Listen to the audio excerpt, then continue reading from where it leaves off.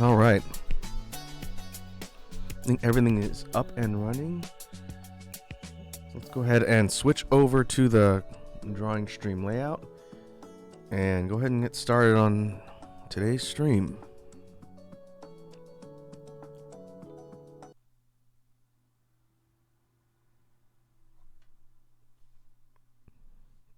All right, let me turn on the BGM.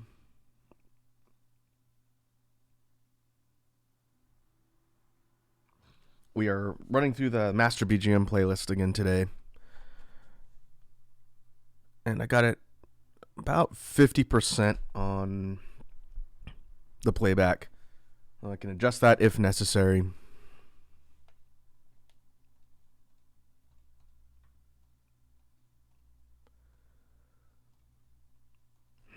So what are we doing today?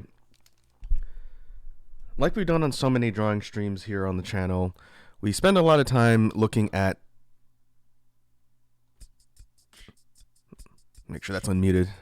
Okay, now the BGM should be audible. We spend a lot of time looking at characters and experimenting around with character designs, character design elements, and all the things that go into drawing or imagining concepts for characters. In the last stream for drawing, I believe I did some rough sketches for some things related to a future project. We're not going to be picking up with that today.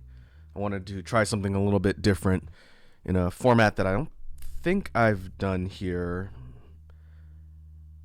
Or if I have, it's been a really long time. It might have even been when I started streaming on YouTube. But we are going to dig up some old art from the past and look at how embarrassing the art is compared to some of the stuff I've done more recently, and try and do a character redesign. So what I've done, and that's why I was a couple minutes late today, I went into my pencil and paper archives. I have tons and tons of drawings that are just pencil and paper because that's what I'm used to drawing in. And I scanned in a set of female characters from that, and this is, I don't date these, I probably should, but I want to say the designs are probably from the early 2010s, if not maybe a little bit older. And I pulled one, and I'll pull it up in a sec here, and the point of the discussion today on the drawing stream is going to redesign the character from the ground up, take a look at things like different design elements and attributes, outfits, armor, and all that, and try and do a bit more of a contemporary redesign, and then start actually drawing and fleshing out that character. Because there's probably not going to be a huge dramatic difference in the drawing style, but there's definitely a lot of things that we can point out in doing sort of like an old art critique of this character design. And it's been in the archives for a while. That's why I wanted to pull it here. And there's a lot I think I would change and do better.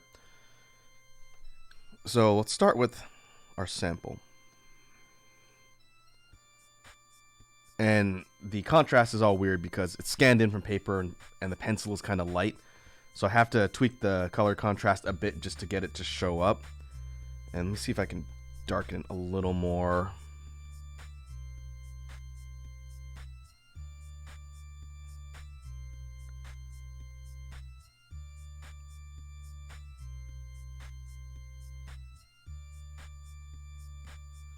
Going to make the border around the character.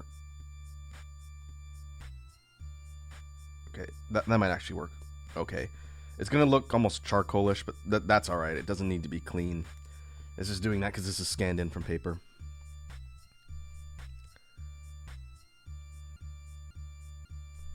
And so what we've got here, let's go to a new layer and start pointing out some things. So this is a female character. We're going to assume some sort of warrior type character since she's wearing armor. All right here. A couple things to note as far as design elements go. This character is from a race that has horns, which you see right here. These sort of black horns on the forehead, and she's got 2 of them. That's not super common. I guess that was one of the unique design elements at the time. And her outfit is busy. This is another armored type character, which we've seen so far in these different character studies, but this is a different race and style than anything I've shown off. The clothing and armor style is kind of more European and a bit of a throwback to more standard quote-unquote medieval-ish designs that are supposed to be like a futuristic take on medieval armor designs. Hey, Eric Salamandras here. What's up, Eric? How are you doing today? How's your Monday going? Welcome to the drawing stream, where we occasionally get things done and interesting things come out of the session. We are taking a look at an old art and trying to redraw and reimagine. And so I'm doing a little bit of a breakdown of the scan from one of my old drawings, and what we're going to do is figure out some ways to break down this character idea and rebuild it from the ground up. Eric says, well, I started a union against Wazi, so, doing some little mischief. Uh-oh. Wazi's not big on unions, so I hope you have good representation. I realized when I went live that she's doing her normal Monday stream right now.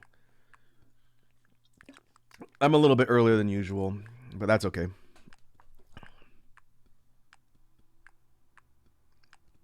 All right. So there's some things with the outfit. We could start with, let's start with the physical, rest of the physical elements here. So the hairstyle, kind of medium, longer length bangs, kind of uneven. And it's be long, maybe hair cuts off around here. And it's got like a clip right here. Eric says, if you wonder she didn't reset the swear timer after dropping a lot of F-bombs, well, it's up to you folks in chat to keep Wazi honest. If she is swearing and she's under swear timer, then you've got to spam her they swore emotes until she sees it. But I know you folks are good at doing that, so she won't be able to escape. Hey, Sour Lad's here. What's up, Sour Lad? Welcome to the drawing stream. Eric says we did. She ignored us. Well, the only thing to do is immediately send another swear timer once the one she's on expires, if she doesn't reset it. It's the only other way to keep her honest. Or, if you really want to be thorough, since you were talking about forming a union, clip the instances that she swore, and then send her the clips. And she'll have to do a retroactive swear timer.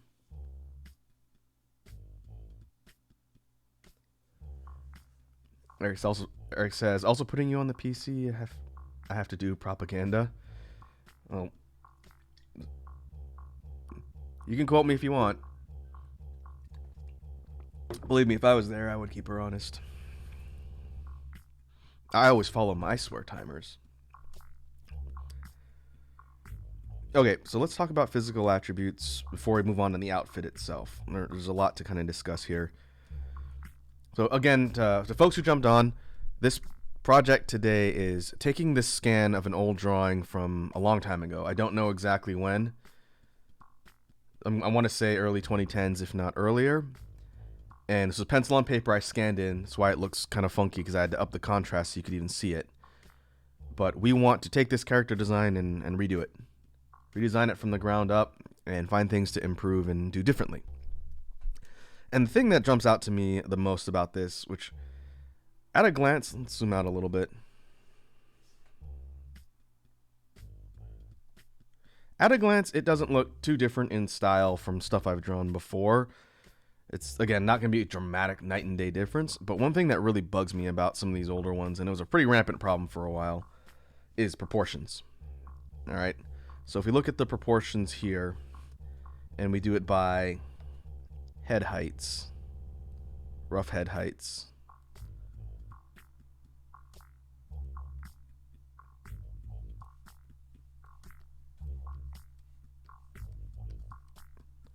This is very approximate. But let's say we're doing it 1, 2, 3, 4, 5, 6, 7, 8, 9. 9-ish head heights roughly. And it doesn't need to be a specific sort of ratio. This is just a demonstration. This character's legs are ridiculously long.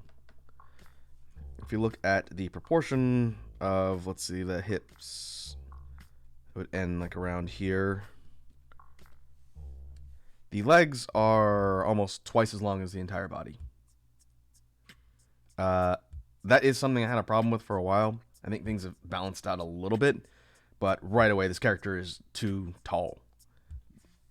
The upper legs, thighs, quads are too long. The calves down to the ankles and feet are too long. Overall, character's too kind of tall this way.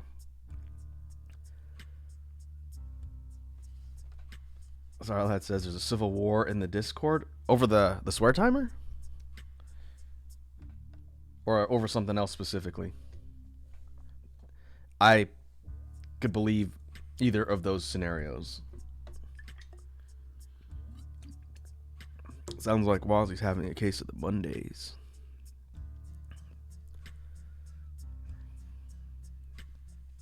Okay, so we know physical proportions need to be adjusted. Things need to be sort of collapsed down, and we could, if we wanted to do sort of a quick band-aid fix, we could take this whole scanned image and just scale it and squash it down, but I'd rather redraw the proportions from the ground up and make it a little bit easier. Sarlad says, I don't know what the union wants. Are you part of the union, Sarlad? Technically, you're management because you're a mod. I don't know if you could be part of the union.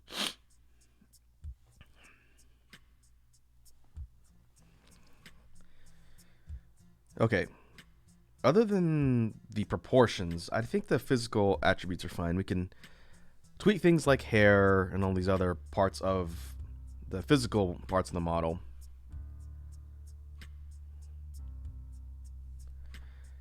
But if we zoom in and take a look at our sample. Starlet said I'm on Wazzy's side. Oh, so you're a management then.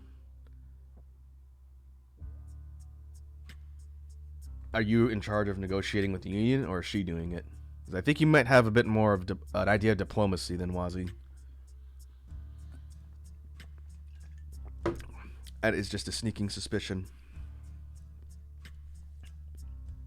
Okay, let's look at clothing, armor, outfits. Probably the thing that's going to need to be overhauled the most. Like I mentioned when I pulled up this drawing, is sort of an intro into what we're doing here. This character's race has armors and outfits that are based on kind of like a futuristic blend of medieval armor and design elements like that. So that's the whole point. It's supposed to be an armored character.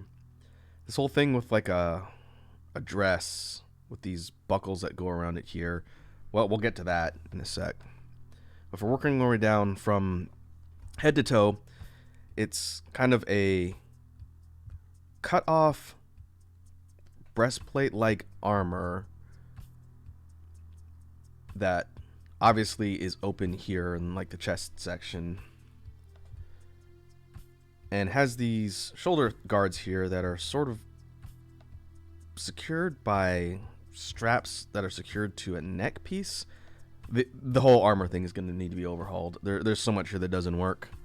A lot of these old character concept sketches are just ideas that I thought were good ideas at the time. Saralad says, Wazzy's just asking something in return for the union demands. Well, what are the union demands? What is everybody asking for? Is it still just the swear timer, or is the union asking for some other type of consideration or change? That'd be the first question. Okay, so this entire upper body piece is going to need to be changed. If we're looking at a functional piece of armor, not something that's just decorative and or, like a fan service type thing, we need this armor to be more functional. If it's going to be used in combat, you can't just have a huge open section in the middle of the chest. That's just a target.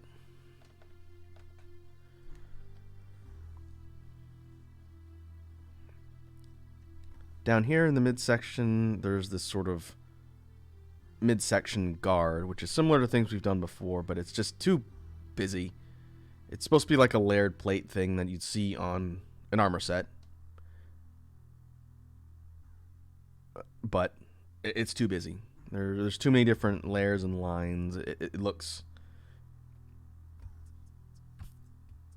just like too much.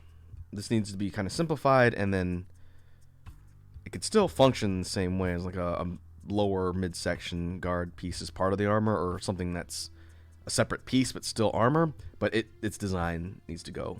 That's no good. This lower part here is just part of the armor. Depending on what we end up doing for a new design, we could see what to do with that. You kind of lose it a little bit because of the contrast, but it goes down like that.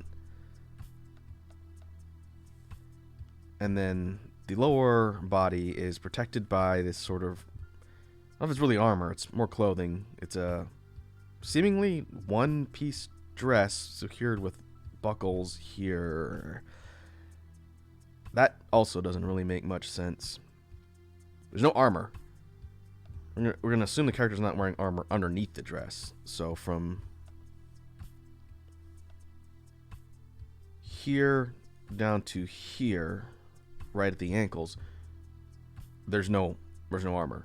So that's a problem. If we're thinking about something functional, character needs to have protection on the lower legs, or her lower legs are wide open and would be the first thing that someone would target. Saralad says, higher price on end timer. Bring back Notice Me Senpai. I don't know the rest. Oh, so this is a labor dispute on the redeems, the Toxicure redeems. That's interesting. I will say, Wazi is the sole owner / overlord for life of her channel, so she can do whatever she wants at the end of the day. What is the end swear timer? Is it still 500?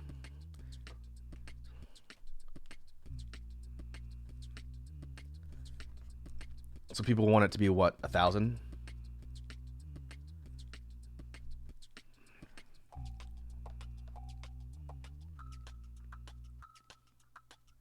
Oh, 1.5? Do people want the swear timer end to be the same price as the regular swear timer? I guess that would incentivize people to not just throw swear timers everywhere. But then you have the division of the community of people who want to inflict the swear timer and people that want to protect Wazi from the swear timer. And people are basically going to be battling constantly. Which, I don't know if that's more or less productive.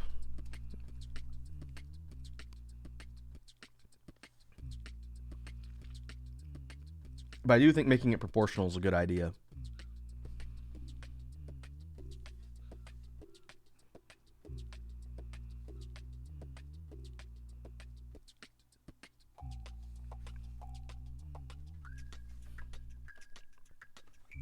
Zarlat says, I'm just watching from the sidelines. Well, I think you're going to be part of the bargaining unit. Maybe not the one doing the bargaining, but maybe keep track of all the demands. Sounds chaotic, but it does sound interesting. Okay, so let's... Before we do anything else, we need to set up a basic pose primary, and we're going to treat this like the other character concepts, where it's going to be somewhat neutral pose,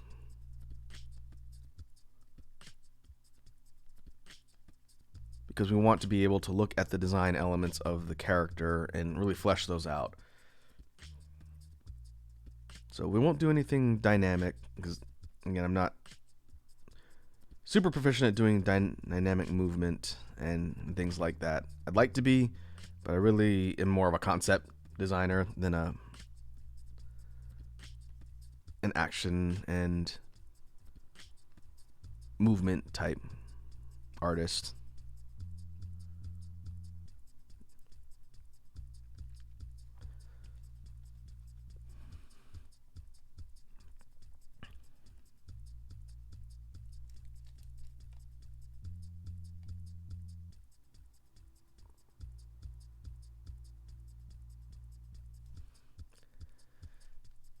Sarla said, I'm just telling you what they are risking. Free art, special bingos, video previews, and vending machine reading, but they don't care. Is Eric the head of the union? I know he mentioned...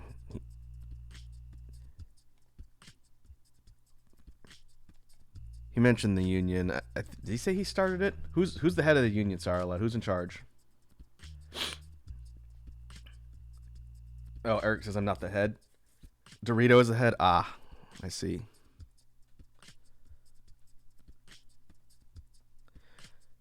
Wait, so what's the union's leverage? If they don't get their demands, what are they going to do? Are they going to boycott the stream and thus take their viewership away from the Team Toxic Cure brand? What is their negotiation strategy or the ramifications of not listening to the union's demands? Eric says bomb. You're not going to bomb Wazzy. 1, that's illegal, and 2, that's not funny. There has to be a funny ramification.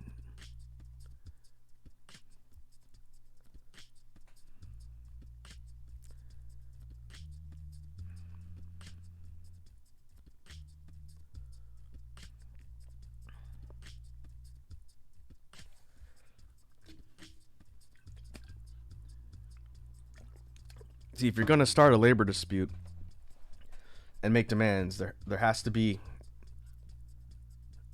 some sort of motivation from the organization to allow or consider the requests of the union. I don't know if you folks have ever been part of a union type of employment, but if you're going to, let's say, go on strike, there has to be demands that people want, and if they don't get the demands, then they don't work. So if the Toxic Cure Union is claiming they want their demands for changes to the redeems and prices and everything else, what is going to happen if they don't get it? Are they just going to leave? Let's go. Hey, we got a raid from the man, the myth, the legend, Iconic Boar, rating the party of 5. Welcome, Iconic, and welcome, Raiders. Thank you for the raid. And welcome to the drawing stream, where we are apparently talking about labor disputes for some reason. First time chat from Gamer DYL? DYL2? And Dandy Dam. Welcome, welcome. We are taking a look at old cringy artwork and trying to redo it and draw it better from the ground up. And we are also discussing the labor dispute that is going on a different channel right now. We don't normally talk about stuff like that, but hey, that's what's going on right now.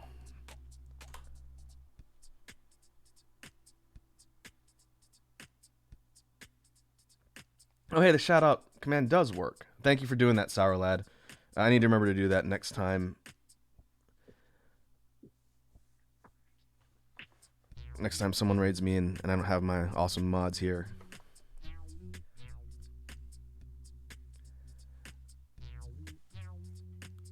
Gamer DYL says, what kind of bees produce milk? Boo bees. I see what you did there.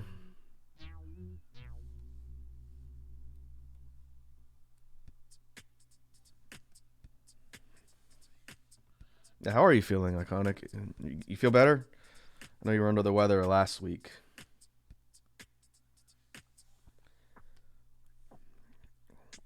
Hopefully you and everybody else is avoiding the cold season as it is going around.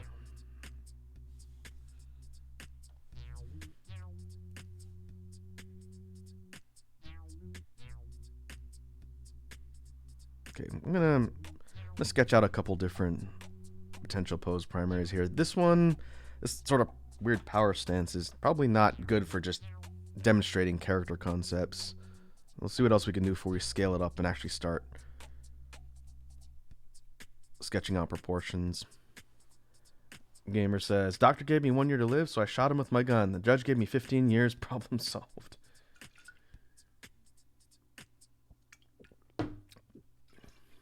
I appreciate any and all dad jokes. Icon says, yeah, I'm feeling better. Oh, good. That is good to hear.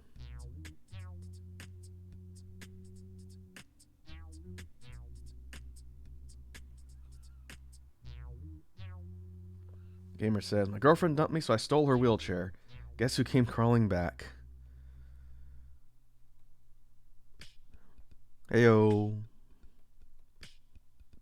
Domestic disputes.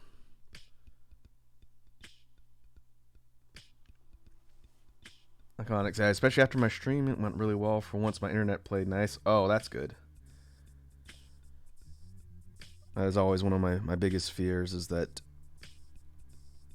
my internet is going to crap its pants midstream.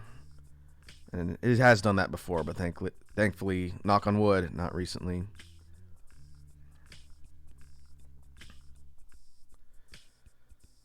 Gamer says, today I asked my phone, Siri, why am I still single? And it activated the front camera. I'm the comedian in chat, by the way. I see that.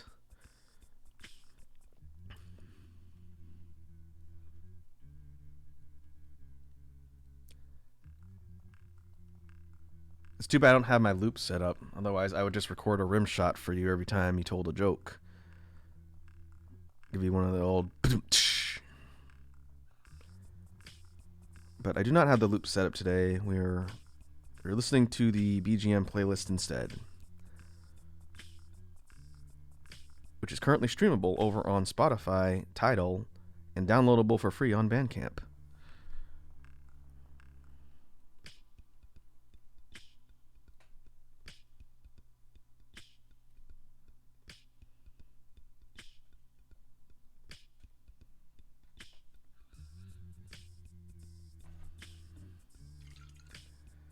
Iconic says, gotta go do my chores, but I wanted to spread love to you, homie. Hope you have a great stream. Best of luck with art. Alright, Iconic. Appreciate the raid. Thanks again. I hope your chores are minor and easily completed. Gamer says, what is the best position in sex to make ugly children? Ask your mom. I feel like I've heard that one before. I see. I hydrate from Sour Lad. I'm drinking a smoothie right now. I'll have to go get some Gu Fuel later.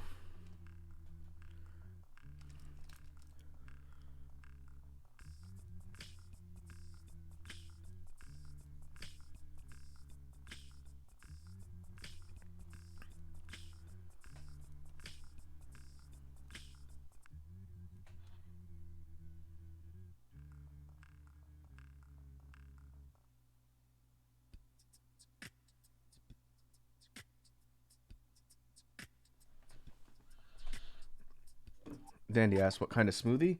I am drinking a smoothie that's made of a product called Vega 1. It's like a fruit and vegetable powder based like meal replacement. It's what I usually drink for lunch. And it's just that and water. This one's chocolate flavored.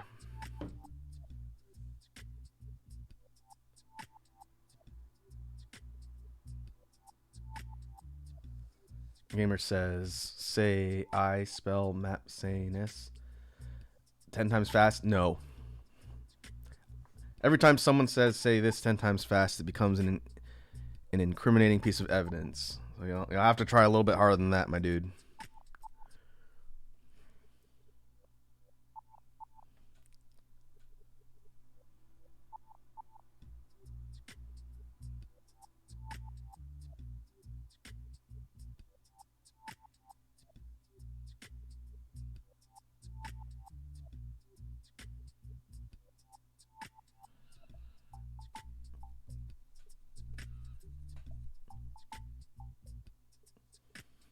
Gamer, you're gonna have to try harder to get me to say something clip worthy.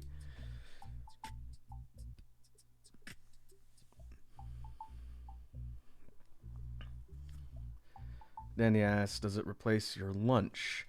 You're talking about the smoothie? Yeah, my typical lunches are the smoothie and trail mix, which I was eating before stream. You folks don't want to hear me eat on stream. It's not an ASMR stream. But yeah, it is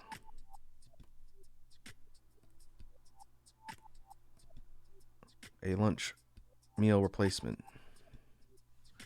I think I want to do this one right here, but let me scale this one up.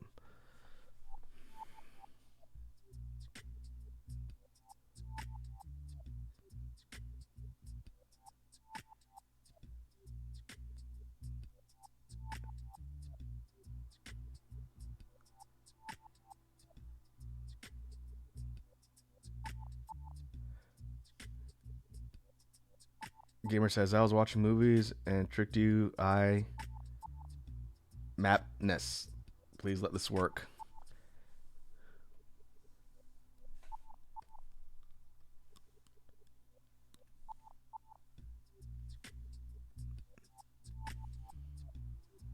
Like I said, you're gonna have to try harder. You give me enough time, I will say something stupid that is click worthy. Oh, thanks for the follow, Gamer. Despite my stonewalling your efforts to make me say something embarrassing, I appreciate the follow. Okay, let's scale this up to a decent size, and then we'll actually use this as a rough primary here.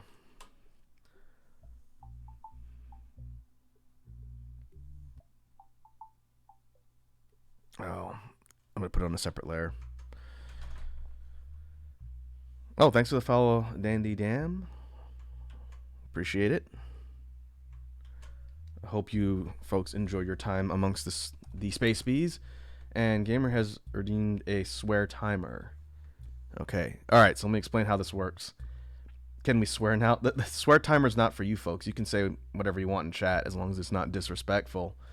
It's not a swear allowance timer. The swear timer means I can't swear for the duration of the timer, or it resets. If you've ever tuned into popular YouTube animator and streamer Wazzy of Team Toxic here, it works the same way as it does in her stream. Whenever someone redeems that, I can't swear for 5 minutes. And it is now on screen above my head.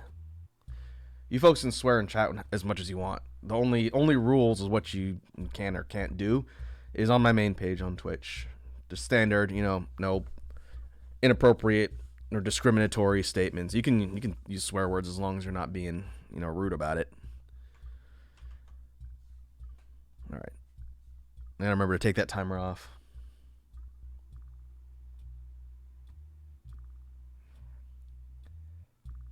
Sarah said, I think I struck a deal and the unions need Wazzy to accept the deal. See, you're a negotiator, Sour Lad. You put that on your resume. Gamer says we can swear as much as we or bad as we can. You again, as long as it's not directed at people or like between people in chat. I appreciate it if you didn't swear directly at me, but if you're joking around, it's fine. I don't really police language as long as it's not, discriminatory or something like that. And yeah, you could say that. Your question in your second statement there, Gamer. You could say that, but if you're directing it at people, I would advise against being rude. But if you are saying that in a vacuum in the chat, that's fine. That was an example, right? You're asking, would that be allowed? Sure, just don't antagonize people. Be cool. That's the main role of the channel here. Just be cool.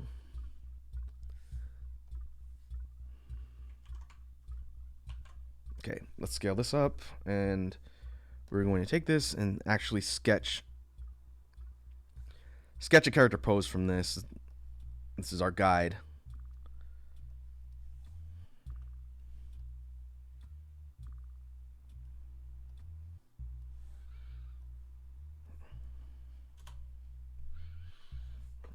I see Gamer has redeemed a hydrate.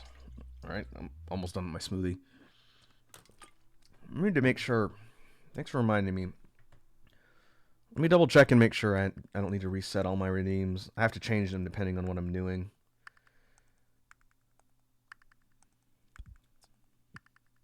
Okay. Yeah, we're good.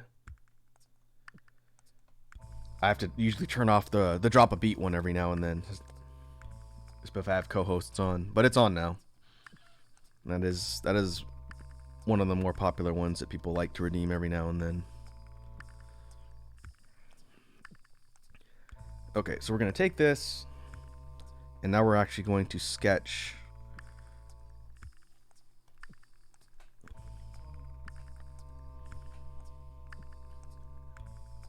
something a bit more defined that we're going to use to draw the character.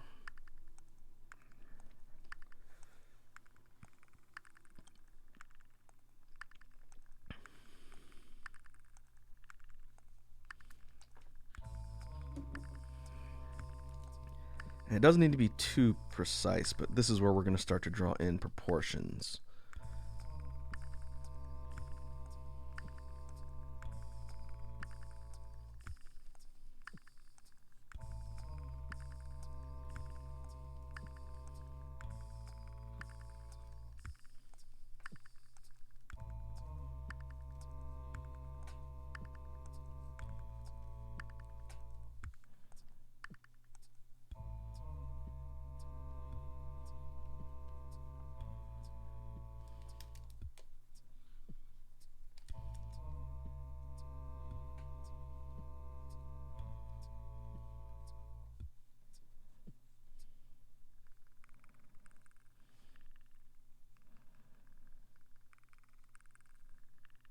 And what we can do is, after we draw in like the rough physical proportions, we will make sure all the things of the pose are where we want them, and then we'll use this as a guideline to actually start drawing in the features. And that's when we're going to start working on things like redesigning the clothing, all that. So it's a bit more kind of ground up compared to some of the other ones we've done. And so we're working off of an existing idea, and we're going to try and improve it.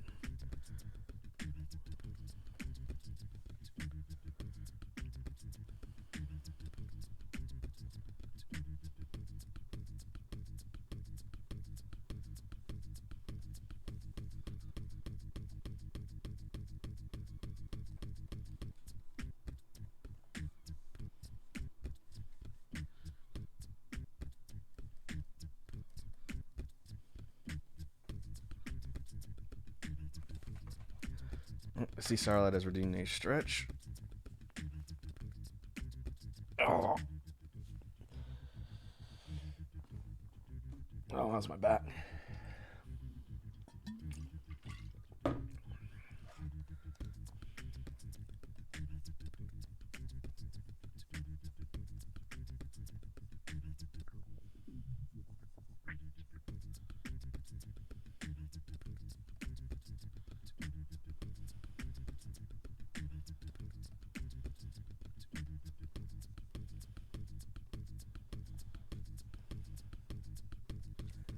This particular pose was kind of like one leg stepping up on like uneven terrain, kind of like that. It's gonna be interesting to draw with a dress. I think we're gonna have to seriously revisit this idea of the dress here, which I'm fine removing, or at least redesigning in a way that's gonna make more sense. Gamer says, "What makes sad people jump? Bridges." Oof, that's a dark one. I've said before, as a informal student of comedy, that I'm a big fan of dark humor. I think to date, of all the jokes that people have told me, one that I know is probably the most offensive, and you're not gonna hear it on stream, that's for sure. We gotta be at a non-public setting for me to tell that joke. But To date, I've not heard one from someone else that I think is worse. That's not like an outright just attempt to be, vulgar or shocking. It's an actual setup and punchline, but especially given today's sort of climate when it comes to making jokes, you definitely probably couldn't say this one around like a regular group of people. But there's always the debate about things you can and can't joke about, right? I think comedy should not be something that is policed, but you have to be accountable for the things you joke about. And if you cross the line of people, you have to be prepared for criticism. So while I won't say there's things you shouldn't joke about, you should accept whatever criticism you get if you do go somewhere that is considered too much.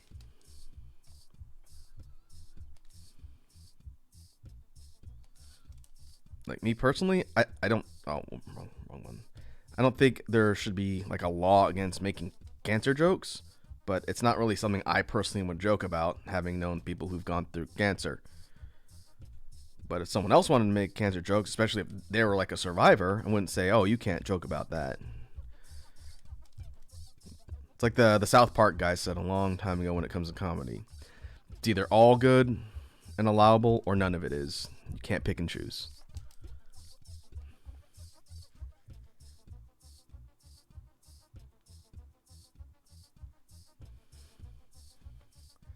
Sarah says, "You heard the joke about a toaster?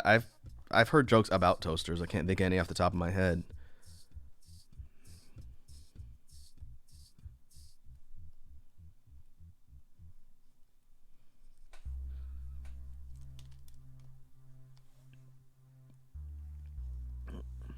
Sarah says, "There's a difference with haha, it's a funny joke and saying you're going to kill a person." Well, yeah, that's true. And it comes down to intent too. Like everything else, what was the intention of the joke? Is it supposed to be hateful or is it supposed to be funny? Because it's not always one or the other. Like stereotype jokes. I think stereotype jokes are pretty funny because all stereotypes are rooted in some sort of truth. They wouldn't exist if that wasn't the case. But and you gotta know your audience and read the room.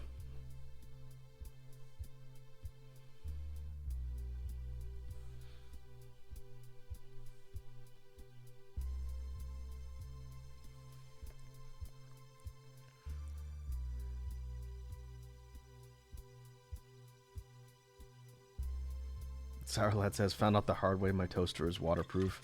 Aha. That one kind of subverts your expectation a little bit.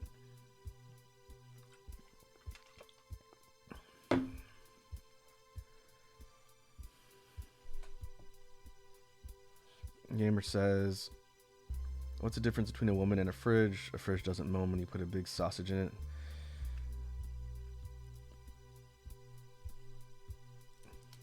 I would get you in trouble on Twitter.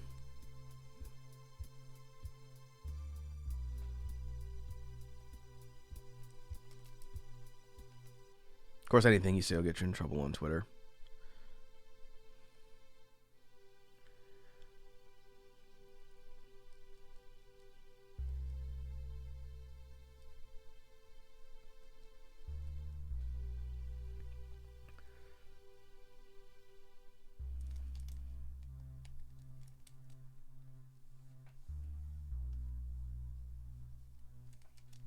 All right. What I'm doing here is, as I'm drawing in the sketch, I'm trying to dial in the proportions here because this is what we're going to use to actually draw the character.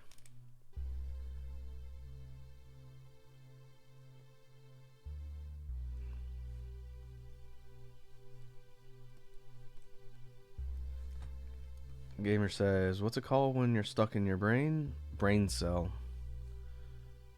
See, that one makes sense.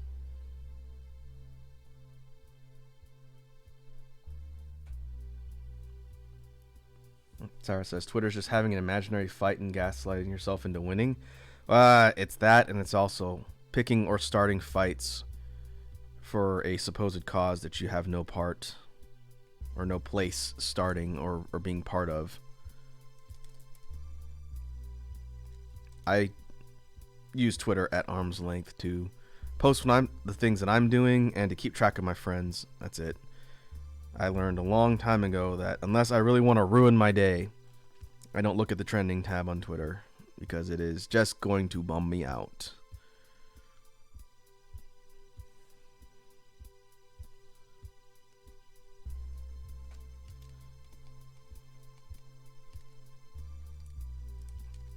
Let's fix this foot. This foot's weird.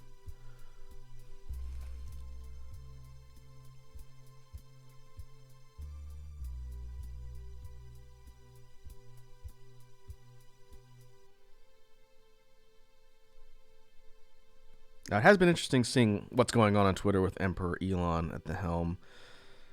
Heard Twitter Blue came back over the weekend. I don't know how that's going. It's a person who's not important enough to be verified and someone who would never pay for something like that. I just think the concept is pretty funny.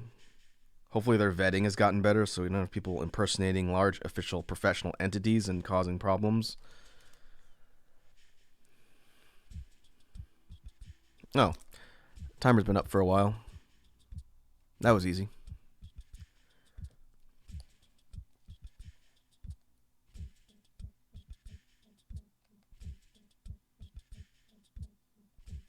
Gamer says one animal has a big dick on his back. A cop's horse. Sarlet says avoid trending plus only follow people you like. Yep. That has been my strategy.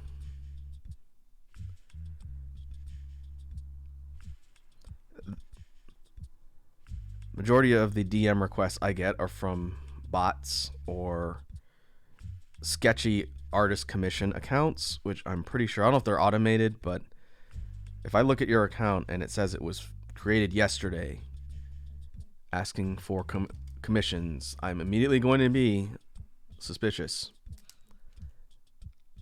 And I don't know if it's just content creators in general who get a lot of those, but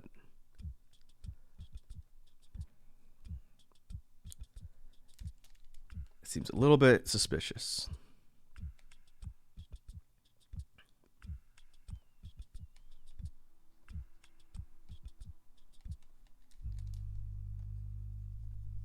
I see Gamer has redeemed another swear timer. All right. Let's see if I remember to take it down after 5 minutes.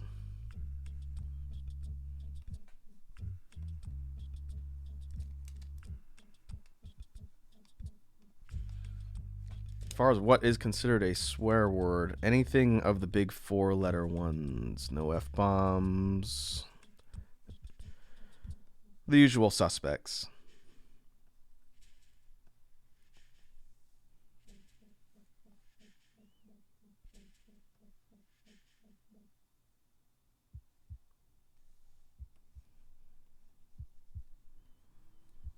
All right, let's take a look at our base sketch here.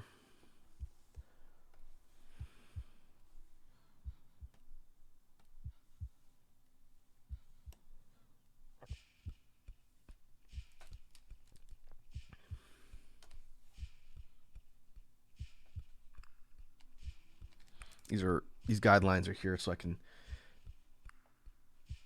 make sure everything is facing the right direction.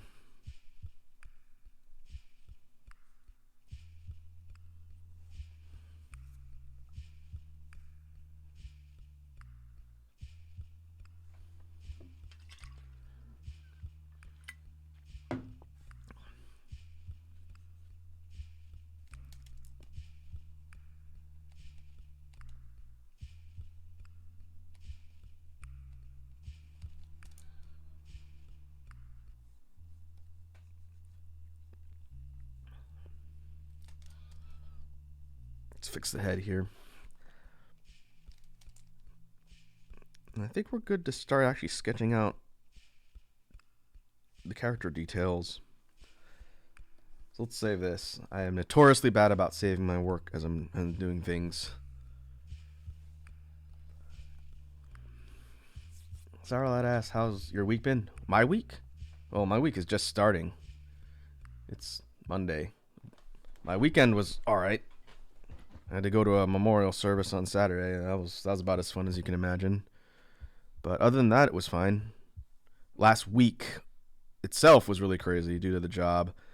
That is why my stream schedule kept changing. That should not be a problem this week. I don't normally like to move things around and have to shift stream dates. I like sticking to a schedule. That's why I have a schedule. But things should be settling down, especially as we get closer to the holidays. How about you folks, Saralad and the rest of the folks that are hanging out here? How are you doing? Are you feeling the holiday rush? Does it seem like it's even close to Christmas? Do you celebrate Christmas? I live in the United States, and so it's full holiday swing over here, which means everywhere I go in the public space, I am subject to the Queen of Holidays, Mariah Carey, everywhere.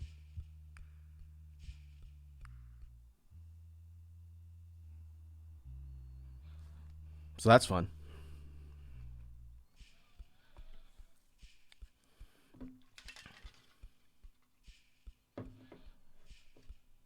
Sarah says I'm probably gonna work on Christmas Eve and New Year's Eve. You get the day off? The day after off? I would hope so.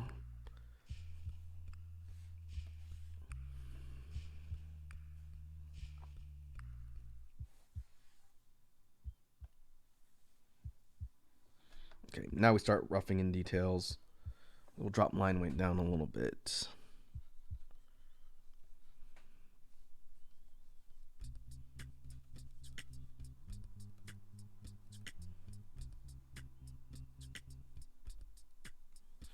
And now we need our reference. So let's go ahead and put you over here. Starting at the face. Sundays are always days off. Christmas is on a Sunday this year? Yeah, it is. Do you get an extra day off? Maybe not if you have to work the eve. That kind of sucks. Hey, Crusher Cannon's here. Crusher Redeem drop a beat. Alright. Just in time, I can turn the swear timer off. Also, welcome to the stream, Crusher. Hope you are doing well. Were you part of the union strike?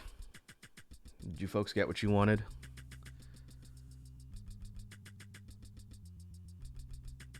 Alright, let me do this here for the beat.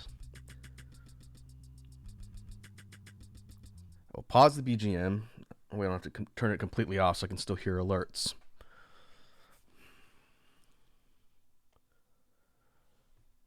Crusher says, I don't know, wasn't there at the end of Wazi's stream.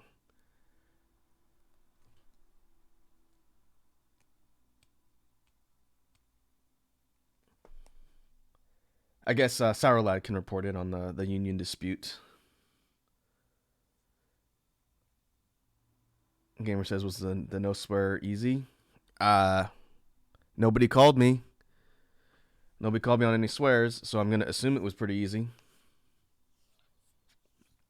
All right. So let us do the beat for our Crusher. So just to explain the redeem, gamer, since I know you're new, the drop a beat redeem, when someone cashes that in, I need to stop what I'm doing, and I need to freestyle a beatbox beat on the spot for all of you lovely people in chat. And so we're going to do that first. And I hadn't really thought about any of that today as we've been working through the drawing stream, so I will have to come up with something on the fly. Maybe you folks can get a sneak peek at a routine I'm working on. And that's what I've been practicing. So it doesn't have a name. It is kind of a dubstep type song. So I'm going to give you 2 drops. I'll give you 2 drops. I think it's 3 total. I haven't worked out the third one yet. All right. Sport time's going back on, gamer. You asked for it. All right. Let's drop said beat. Let's do it.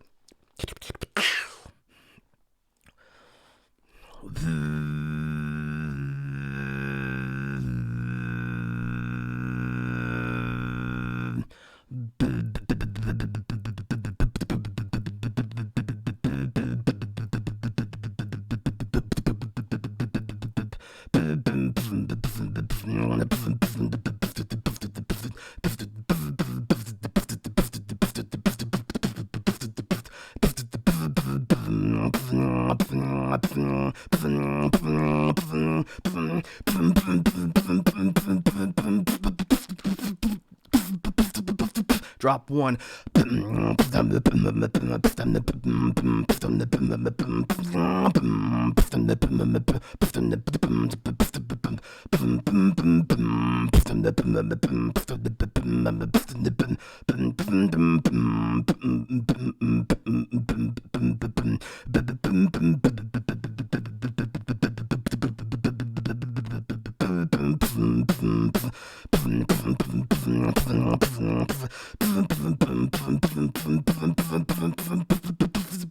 Drop two.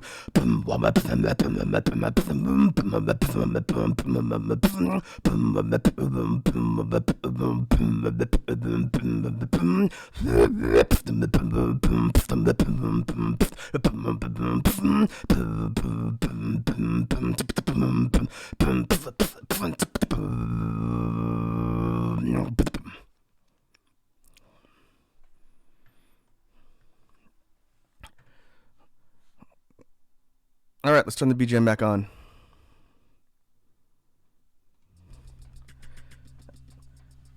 Eric says, well, gang, going to sleep. My brain is trying to give me an anxiety attack. Sorry for not talking too much. Oh, no worries, Eric. Have yourself a good afternoon, evening, or whatever time it is in your time zone. Good work with the union, I guess, if you got what you wanted. But thanks for tuning in, man. Catch you later. All right, where were we? Crusher says, thanks. No, Crusher, thank you for the redeem.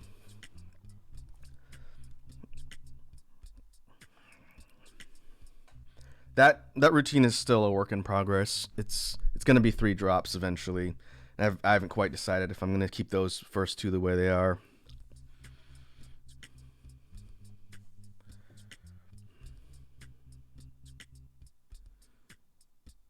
All right, let's keep working on some details here.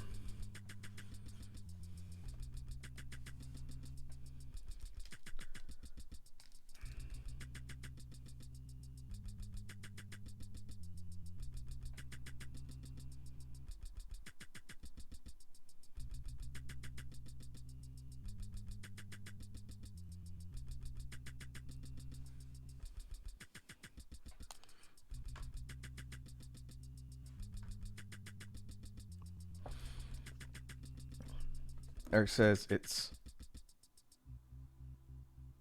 O2 and Durio Dragons taking care of the rest. I made some propaganda flags and set some points for what we want. I think you and Gamer must be in the same time zone. Gamer says I'm asleep when the timer's over. All right. That is not a problem.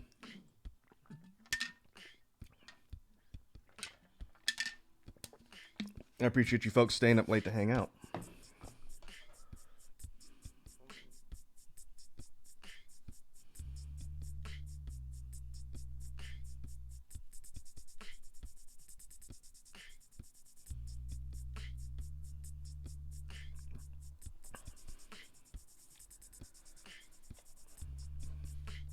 Gamer says in Netherlands. I believe Eric is in the Europe time zone. So if it's the same time zone for Netherlands and other parts of Europe, then most likely, yeah. I have to do the mental math because, again, I'm on the West Coast in the United States. So it is 3:05 in the afternoon here. But I understand we have people tuning in from all different time zones. And I don't normally stream this early in the afternoon, but I am today. Normally I stream a little bit later. But I always appreciate if folks hang out, regardless of your time zone, especially if you're staying up late. You could be sleeping.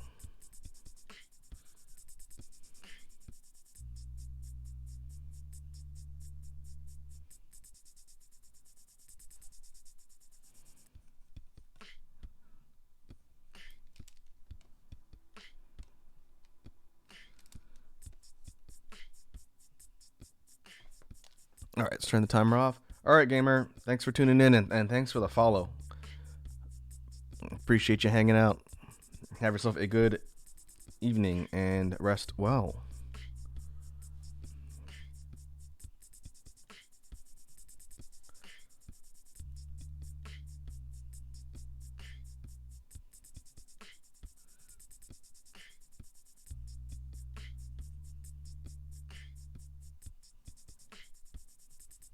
Okay, we'll roughen the eyes here, and we're going to use this as our reference, and we start flipping the canvas back and forth.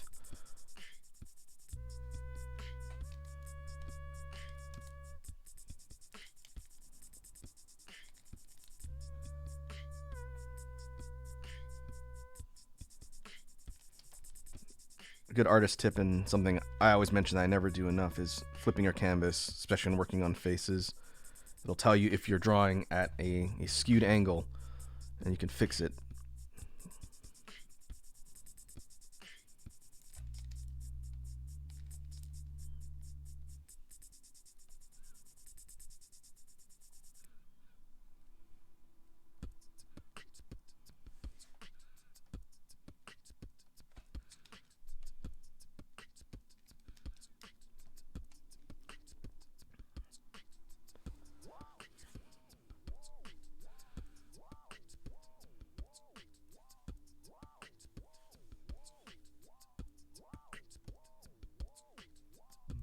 Oh, and for the first time this stream, I've put my drawing on the wrong layer.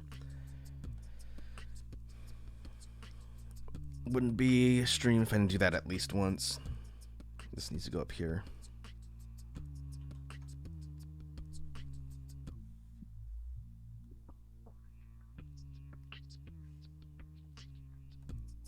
There we go.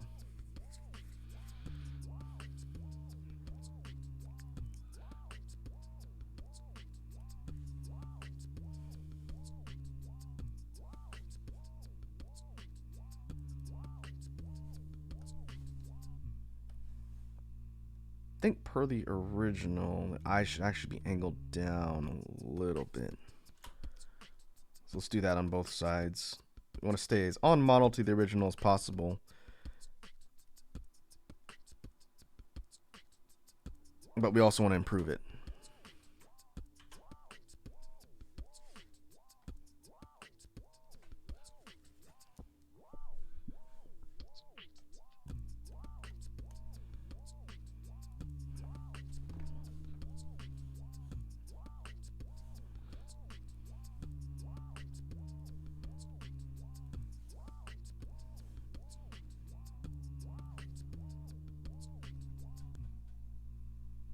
Okay, we'll put the horns here. So we'll go with 2. That's a pretty key design element from the first one. So we'll put them here, right in the middle of the forehead. And now we get to take a look at the hair and see if there's things we want to fix with the hair. I think I want to add more strands.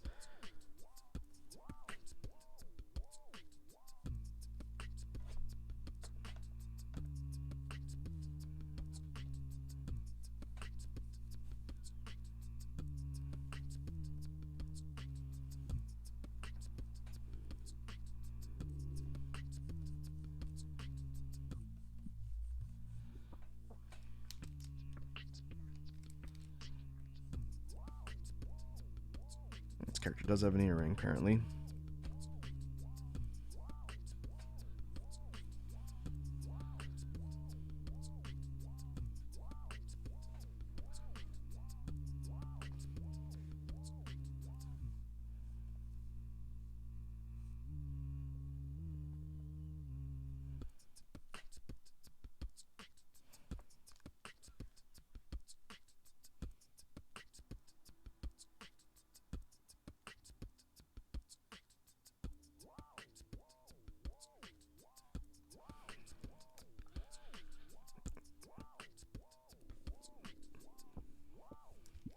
Oh, we can have this sort of lock of hair kind of obscuring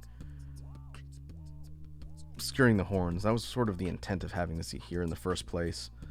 So it's kind of obscuring where the horns are coming out of the forehead. I think that'll work.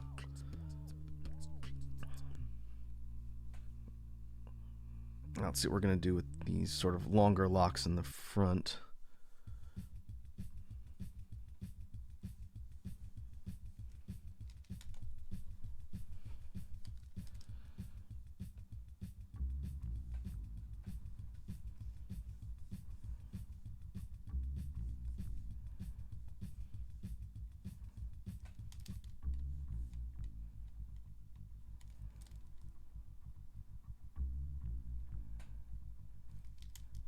I think that these are going to be sort of almost like they're parted. They're going to need to be higher up.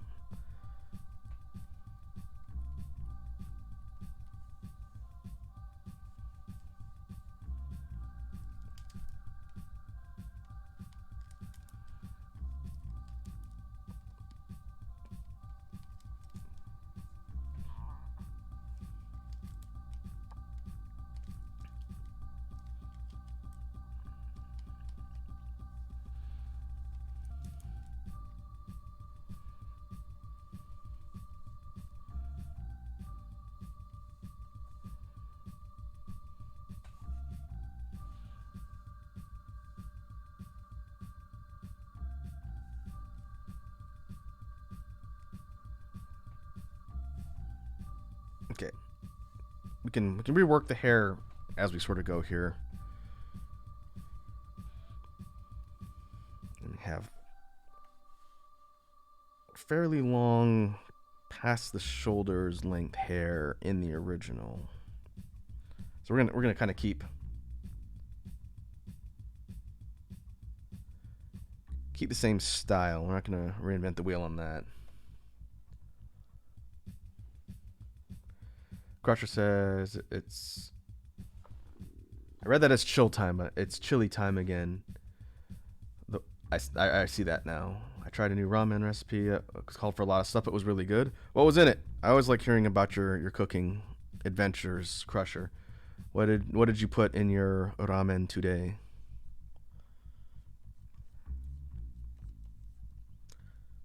Let's see, where's the pin? This sort of hair clip thing is right here.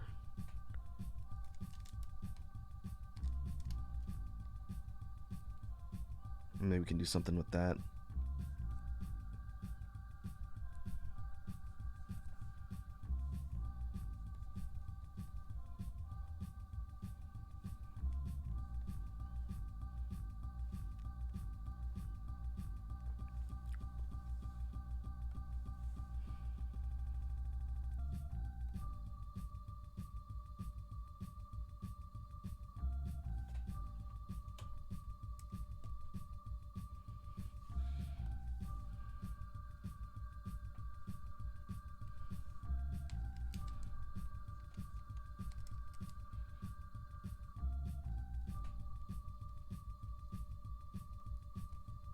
I have to work on that jawline a little bit.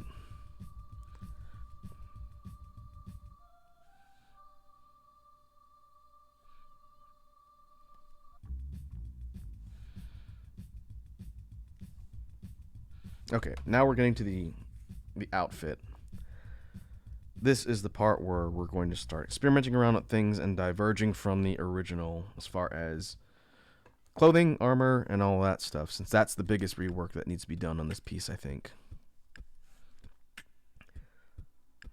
So right away, the idea of this kind of choker necklace thing with straps between the armor, that's gotta go.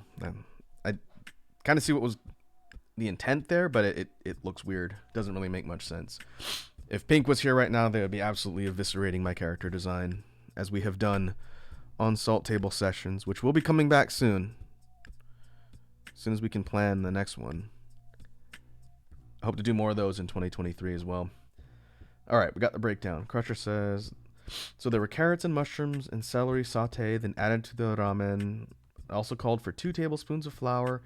Add to have a cup of cold water, allowed to thicken.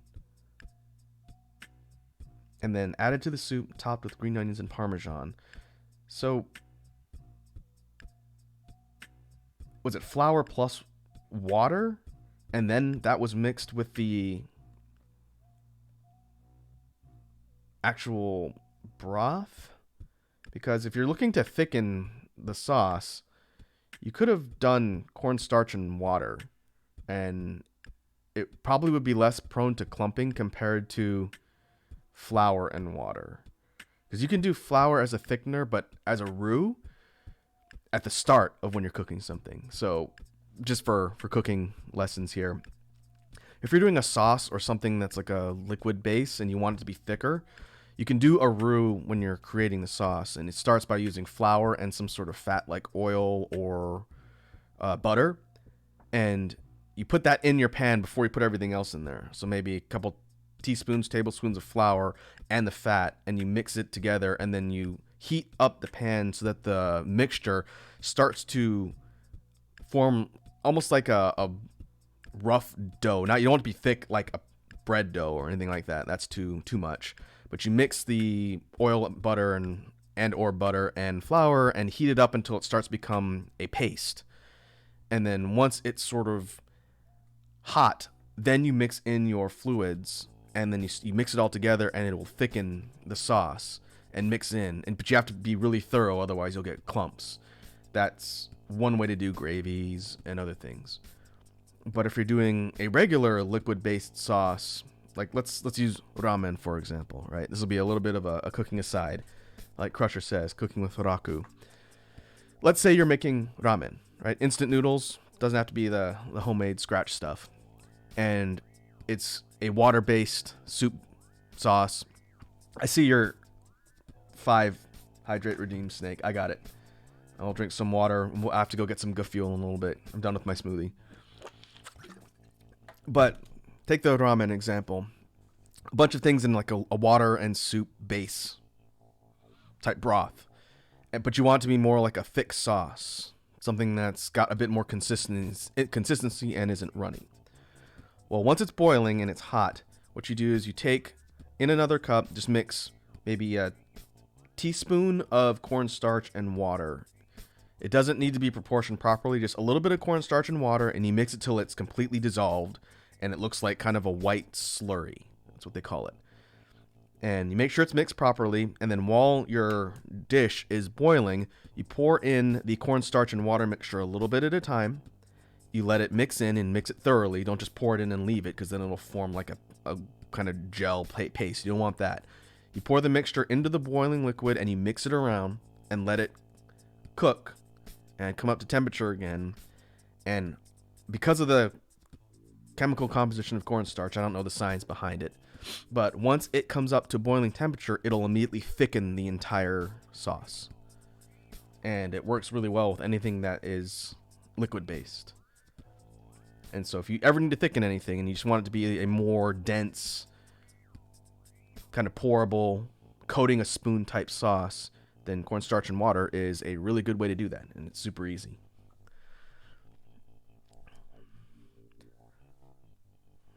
So there you go. That is your general cooking tip.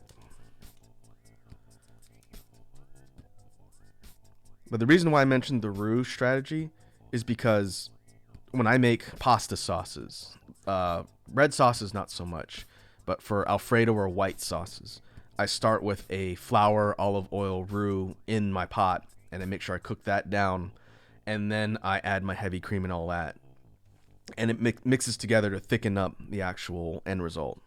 It works pretty well. Snake says, "Can you teach me how to make hamburger helper?" There's instructions on the box. I wouldn't do anything outside of the instructions on the box. And I haven't made hamburger helper in probably 30 years, so I can't tell you from memory how it works. But yeah, just read the instructions on the box.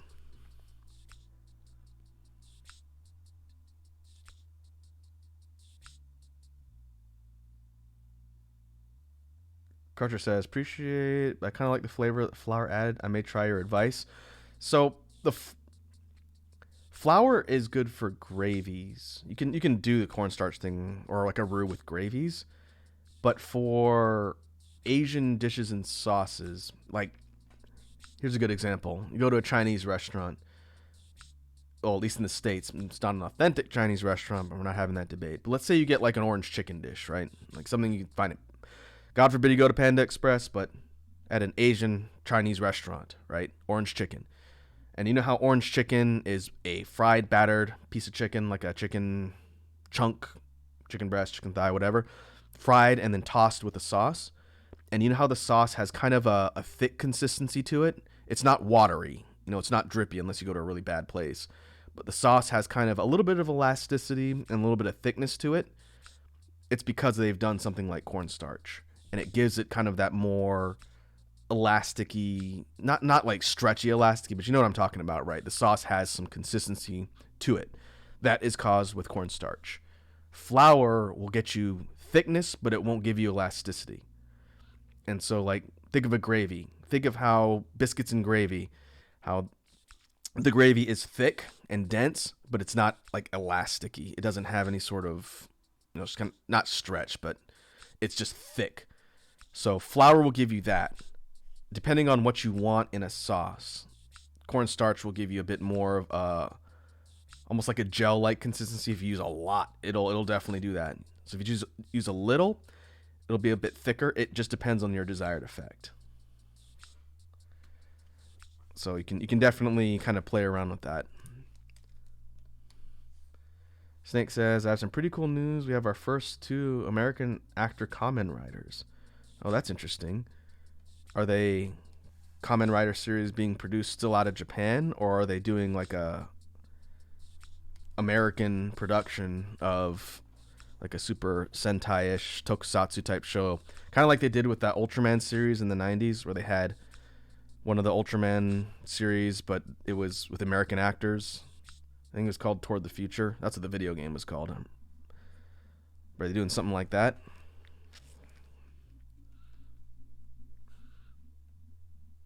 All right, now we're doing armor design.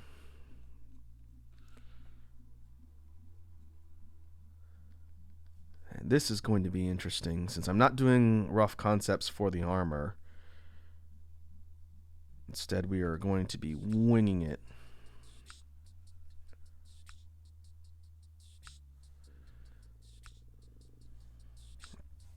Snake says, still in Japan? Okay, just featuring American actors. Well, that's interesting.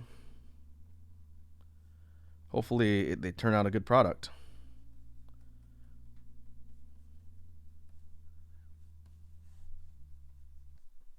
All right. Let's experiment around with how we do the chest plate here. This is something I haven't worked on in a while for this type of armor design. The original is sort of this low-cut boob window type thing here. We're not going to do that because we want to create something that's going to be a little bit more functional for combat.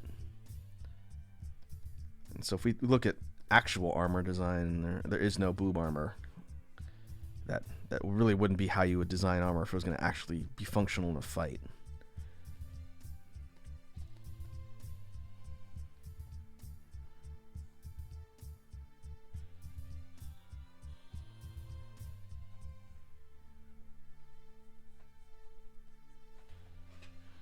So we're going to see what kind of ideas come together, and we'll see how it actually looks. And so we want to kind of follow the body structure here, but we're going to be switching up the style so that it's going to be protective covering over everything.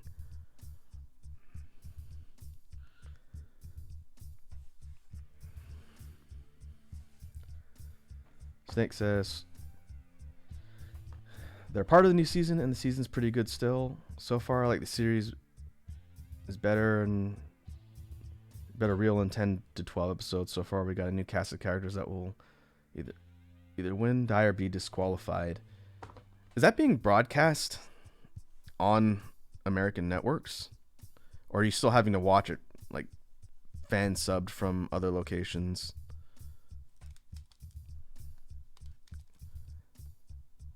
Because there's no official American broadcast for Kamen Rider, right? At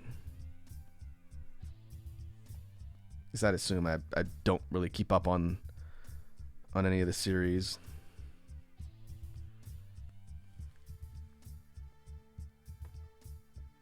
Still fan subs, basically stuck as early 2000s anime, or if you wanted to, you watch the fan subs.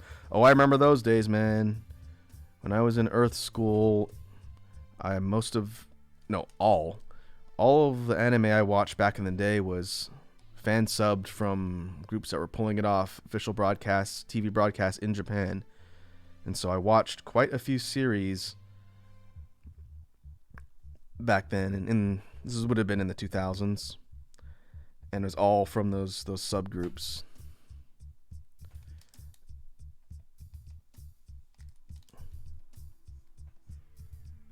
So I have definitely been there. Watched a lot of good stuff, watched a lot of pretty mid stuff, and watched some stuff that made me want to go back in time and stop myself from investing in watching whatever it is I watched. Thankfully, the latter was not a lot, but there were a few.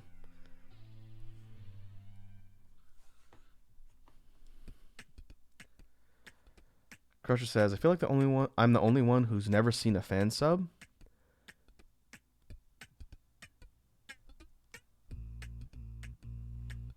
Does that mean, well, I don't know when you started watching anime. Maybe you started watching after it started being localized and brought over, which is perfectly legitimate. Again, I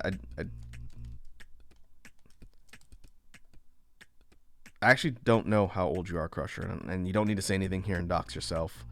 But if you were getting into anime in the 2000s, before a lot of networks and whatnot really picked it up, then it would have been through fan sub groups, which your mileage on fan subs would vary a lot. Sometimes people would translate things pretty accurately.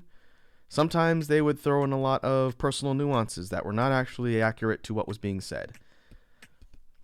See ProZD's really funny sketch on the difference between fan subbed and dubbed anime. Karcher says, I mostly watch dubs. I'm 29. I'll be 30 in May. I see. You are still quite young, then. That makes me feel even older. So let's see, if we were to go back even 10 years ago, early 2010s, stuff was being localized more then. You were in your 20s. Before that, early 2000s, you would have been a teenager. It just depends. It depends on what you were getting into.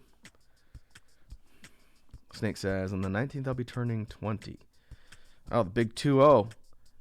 Getting close to that legal drinking age.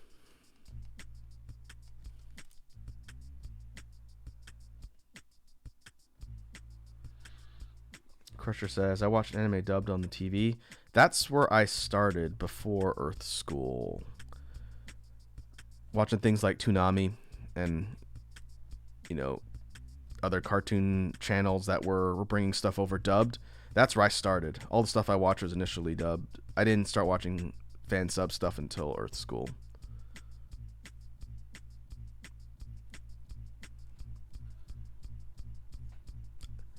And I will say, the eternal anime argument specifically of dubs versus subs, I think it doesn't matter as long as you enjoy whatever the product is. Dubs nowadays are so much more well done and proficient than they were 15 years ago. Even then, 15 years ago wasn't that bad. Some of them were pretty bad, but the quality of dub products has gotten much, much better now.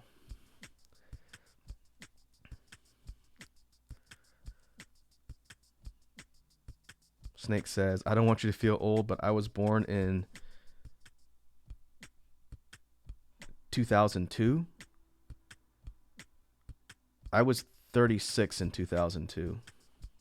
So yes, that does make me feel old. Snake, thanks. Hey, Ryura's here. Ryura says, in May I'm going to turn the big 3-0. Big 3-0, huh? There's nothing wrong with being in your 30s. 30s is still young. All you folks are young people. Here at the old folks' home, we don't have any young people. Sorry, that says a year older than me. Oh, that's right. Yeah, sorry, lad. You're somewhat just out of high school. Only reason why I know some of your ages is because I think I've heard them on Wazzy's streams, or it's been mentioned at some point. That's not something I normally ask people. I think that's a little bit personal. Someone asks me how old I am, I'll tell you.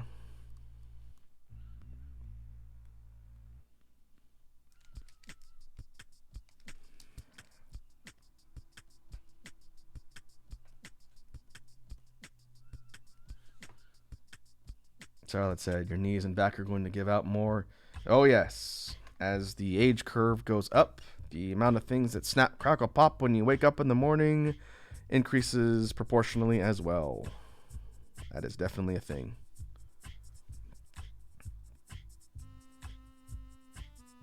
All right. Let's take a look at our outfit progress here. Might have to scale the head down. The head might be a little bit too big. We'll worry about that once we draw everything else.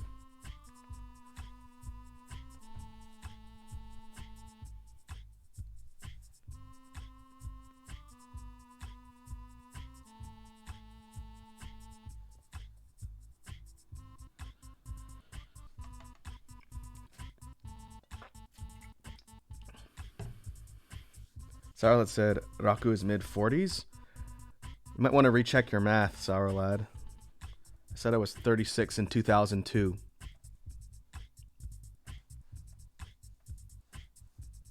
You can do some quick maths.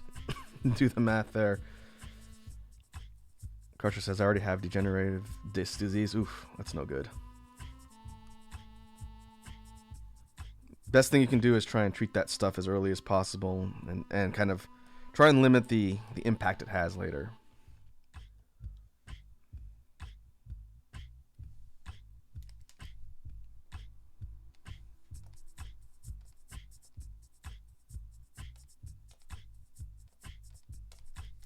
All right, let's stick to the right layer.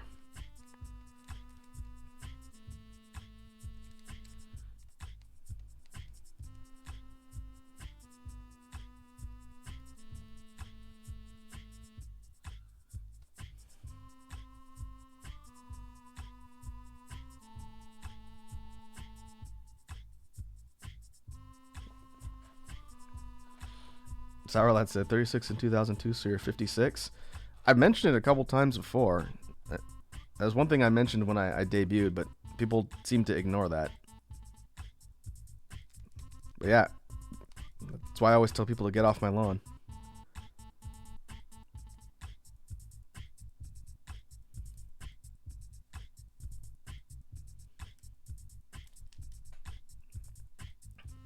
Snake says, well, you sound young. Aw. That's very kind of you, Snake. Well, I suppose if I was on stream sounding like, I'm an old man, get off my lawn, people probably wouldn't tune in and watch. They would be immediately suspicious and or creeped out, and they would not tune in. So I guess I have a decent voice for content creation. I'm told that my voice is very mellow, to the point of sounding sleepy sometimes. I guarantee you I'm not sleepy when I stream. I gotta pay attention.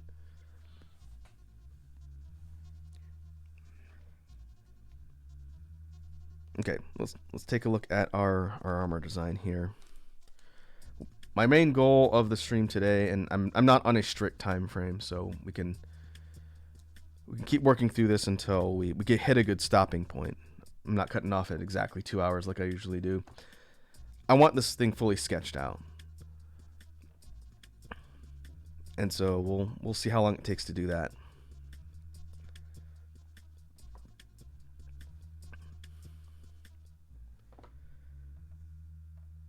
Naked Snake says, don't worry, Wazzy has the old man personality already, not the voice though. Wazzy complains about being old all the time, and I tell her to shut up. She is considerably younger.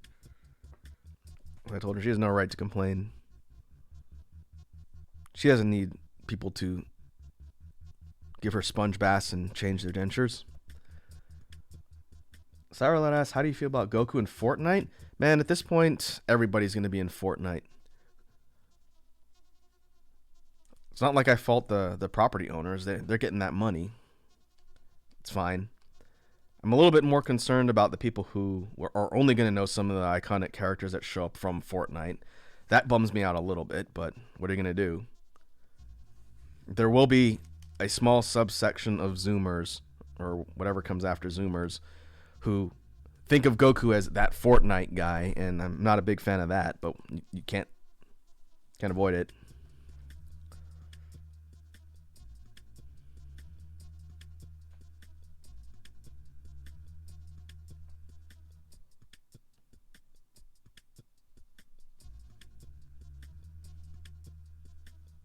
Okay, let's see if we can improve this torso guard, this midsection guard here.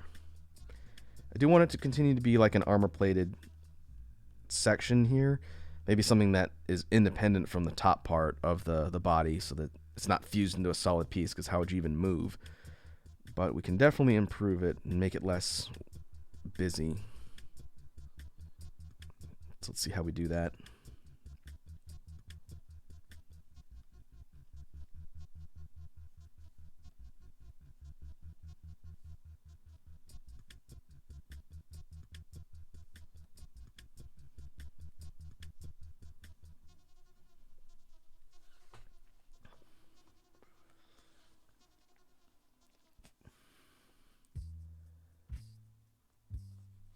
Crusher says, I don't really care. I think it's funny to see Goku with a gun.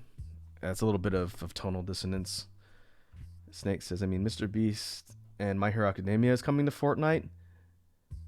Again, everything's going to be in Fortnite at some point. Crusher says, Raku Fortnite collab when? When they knock down my door with a big sack of money.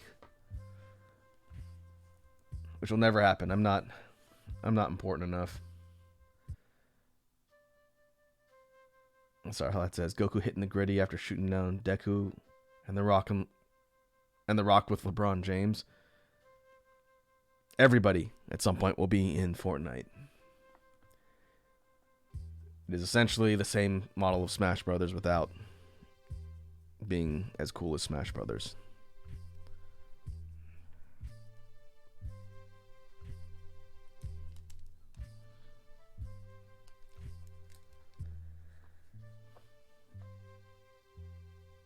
Oh, there's a clip from Ryuta. Yeah. What sound clip did you grab? I must listen to the clip. Snake says, well, you sound young. Aw. That's very kind of you, Snake.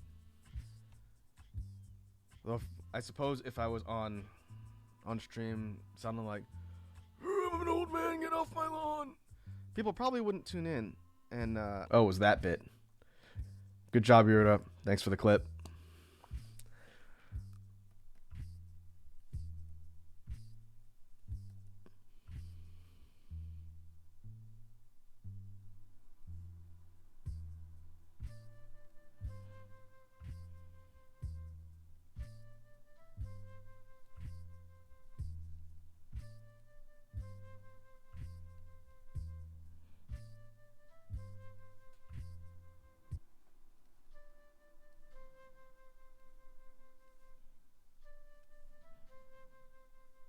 Okay, we need to also keep in mind that the positioning is a little bit different on this lower body because this character's got her leg angled upwards here. It's not just a straight neutral stance. We'll worry about that in a sec.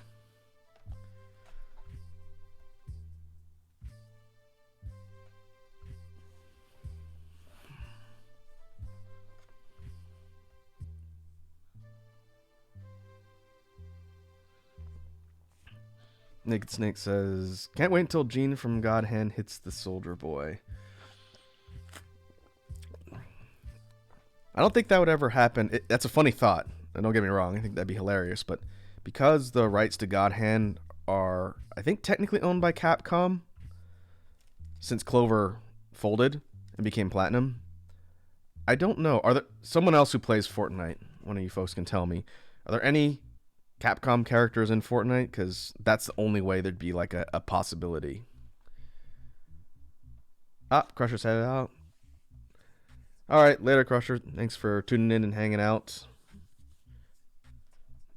Hope we have a good evening. And good luck in the kitchen. I say that because Crusher and I swap cooking stories a lot. And I like hearing about people and things they like to cook. So that goes for any of you in the chat. If you are getting into cooking and want to share what you've been cooking, by all means. Eventually, when I finish the Discord, I should put a place in there for food stuff. I know Wazi's got one. That's a good idea.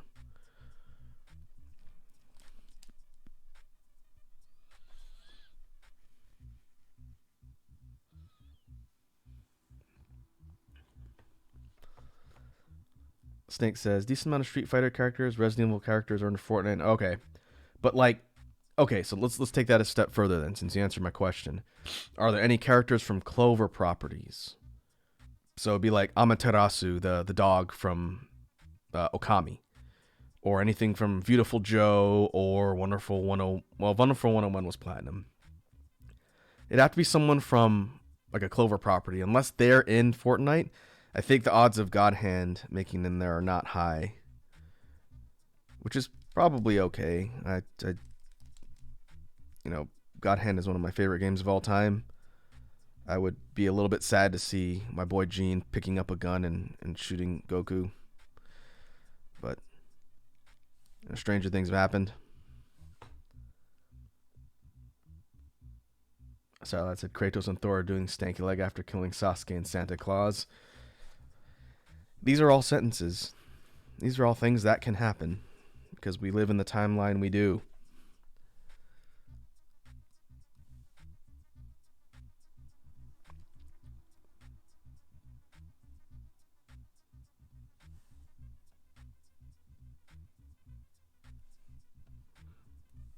Okay. I'm procrastinating on the arms. We need to figure out the arm situation. I do like the idea of these kind of armored pauldron things.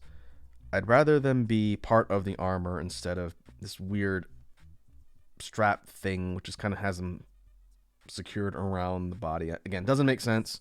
That's why we took it out. So let's see if we can kind of tone down and improve this armored pauldron setup here.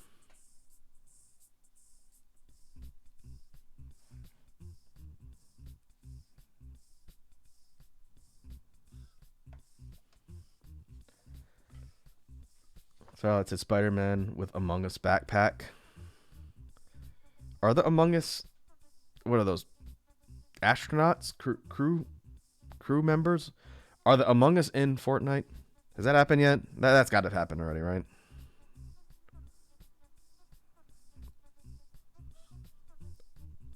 I have never played Fortnite. I have no interest in playing Fortnite. So that's why I'm asking all these questions. I know nothing about what's in that game other than what I see on the news.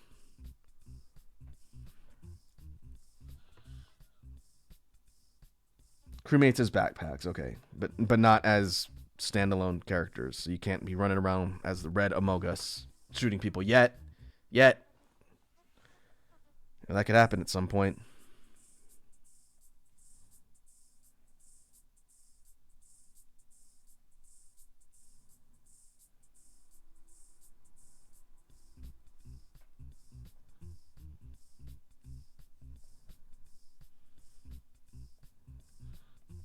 Okay, I like the idea of keeping the bracers, these arm guards here.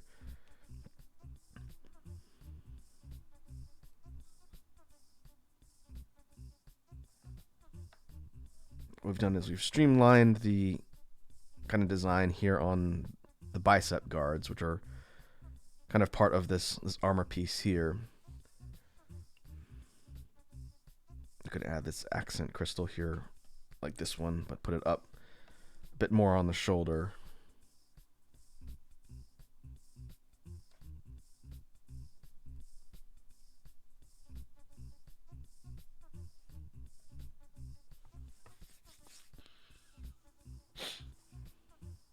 Sarlat says, I just see the memes.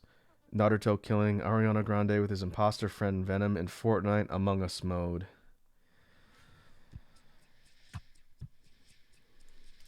Yep.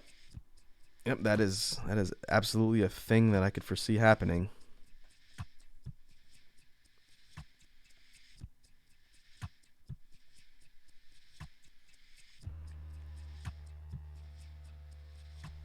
I've played Among Us before, not on stream, and it's been a while. But I have played it. It's interesting. I'm not good at it. Everyone always assumes I'm lying, even if I'm not the imposter. But I think it's interesting how that game has become such a fixture. It's still around.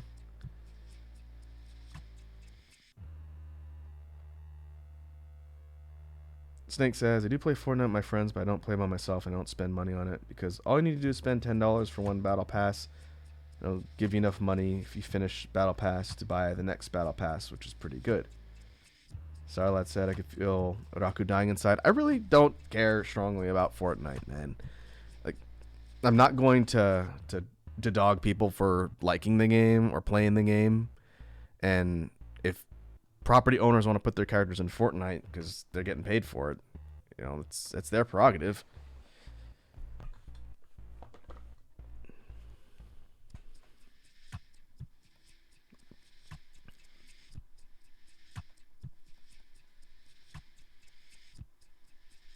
I think it's interesting how it's become so popular, kind of like I was saying with Among Us, and these games that have become pretty big fixtures in gaming. I think it's always fascinating when that happens. But I rely on folks like you to tell me when stuff's happening because I don't actively keep track of it all.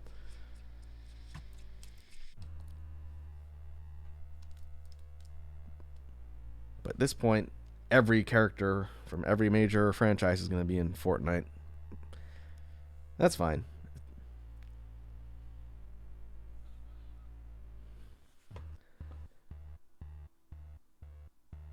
Snake says, I really like what Street Fighter 6 looks like. Too bad it's a PlayStation exclusive. Street Fighter 6 isn't a PlayStation exclusive. Isn't that coming out on everything? It might not be coming out on everything all at once. I'm going to pick it up on PC.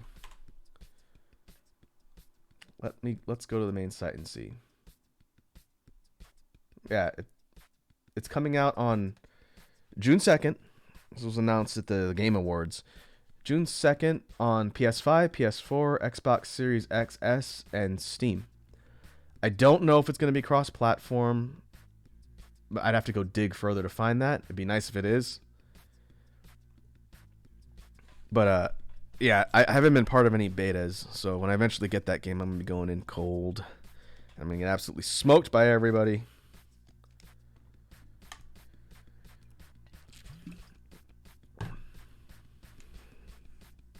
But it definitely looks cool.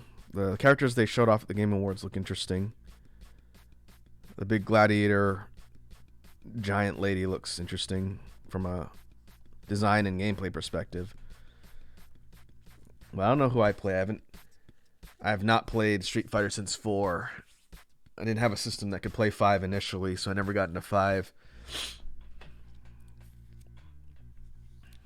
Sarlat says, Among Us died after YouTubers started to make 200 plus videos, even seeing Among Us fetish mods in the trending tabs sometimes.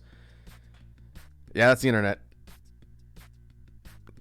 I'm not saying it's excusable or defendable behavior, but you take blank property, no matter what it is, show, game, whatever, and eventually there will be fetish mods.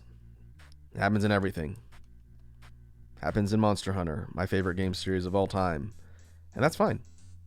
I don't normally put myself in situations where I would see like all of the mods, because usually cosmetic stuff like the world-ending booba mods are not visible to other people. So people can do whatever they want.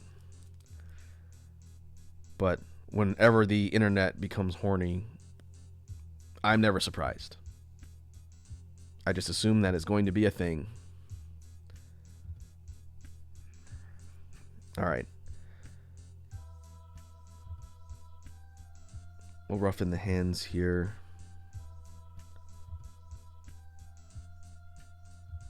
Hands, my arch nemesis. I'm terrible at doing hands.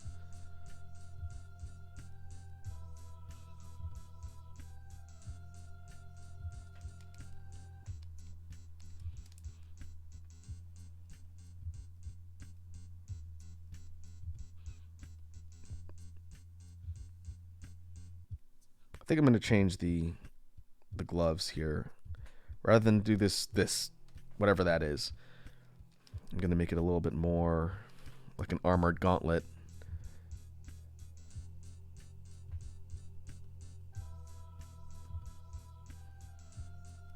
We'll fix that later. It's just a rough sketch for now, to make it not look terrible when we actually go in there to draw it later.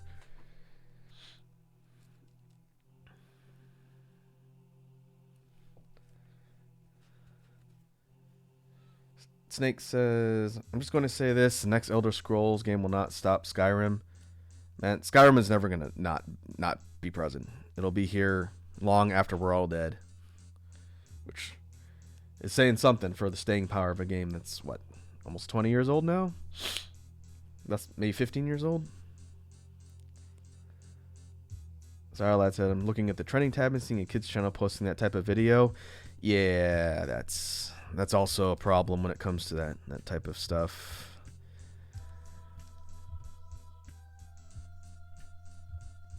Which I'm surprised YouTube isn't more proactive on that, but we all know that when it comes to policing their kids' content, sometimes they could be doing a much better job when it comes to being aware of what's out there on their platform.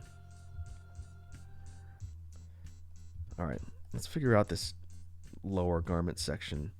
I kind of like the idea of doing a half dress. So it's going to be more like a decorative covering that maybe has some armor. And that way we can actually define some armor for the legs itself. Because, again, it's supposed to be like a warrior type character. So she needs to have something that protects her lower extremities. So let's see what we got.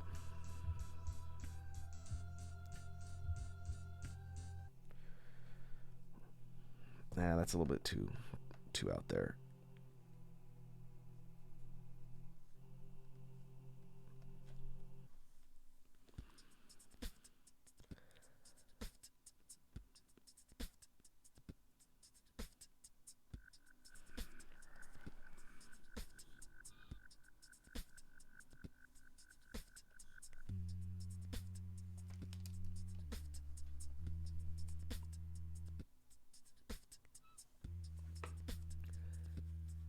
Snake says, I found out from my DM recently that they were 60% done with our campaign, which is kind of sad. So far, great start for my first D&D. Oh, that's good. I'm glad you're enjoying playing D&D, Snake. I am also, right now, in a campaign that is my first foray into D&D. It's online. But we meet every other week. And so we've been doing that for over a year. It's been pretty fun. An old friend of mine from Earth School is one who's DMing it. And we've got a whole party of people.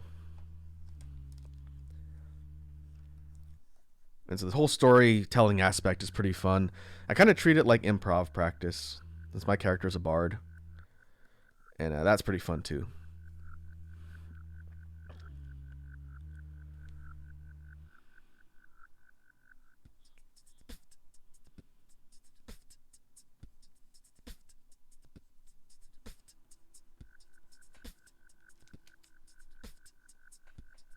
Alright, I'm going to rough in the spot for this. I don't really call these crotch guards.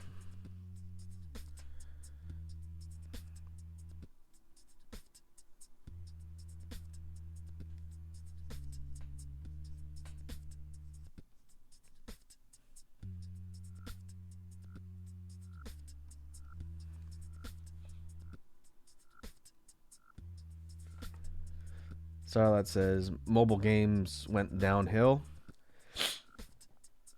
I feel like mobile games are not really pushing a bar in any given direction now. It's like,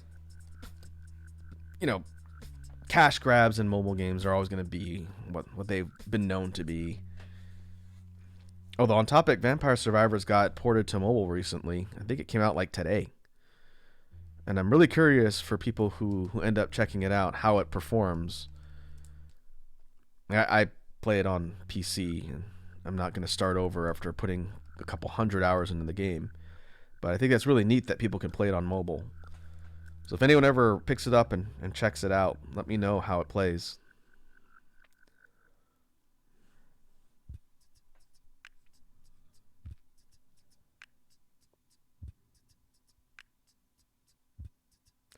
Okay, I see a problem with the way I have this. Here, let's see if we can fix this a little. On topic, we will be checking out Vampire Survivors on Thursday, I believe. The DLC comes out then, and I'm going to be jumping into that head first.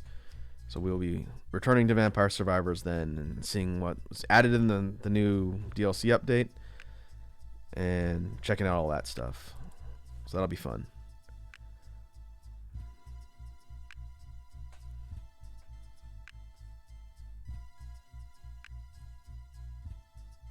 The problem I'm running into is trying to figure out how to look at the path of this dress thing, because it's not. I don't want it to be the main thing you see on the lower extremities like in the original, and we're definitely going to get rid of these buckle things that make no sense.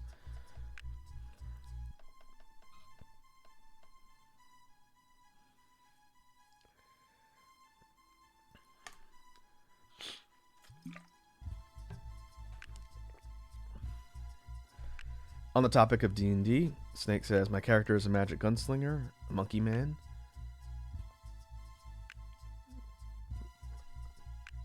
Nice. I don't know if that's officially the class or just what the character does, but it sounds like an interesting archetype.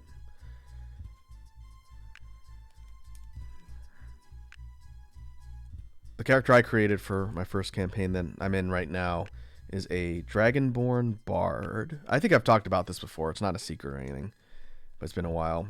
And my character, through lore reasons, is a beatboxing Dragonborn Bard, which was very surprising for my D&D group. A couple of them have never met me before.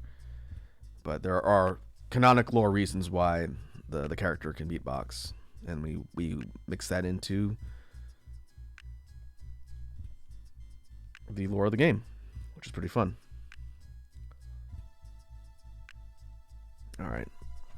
I will figure out this dress situation. I'm going to figure it out, or I'm going to axe it all together. And I don't know if I want to axe it all together.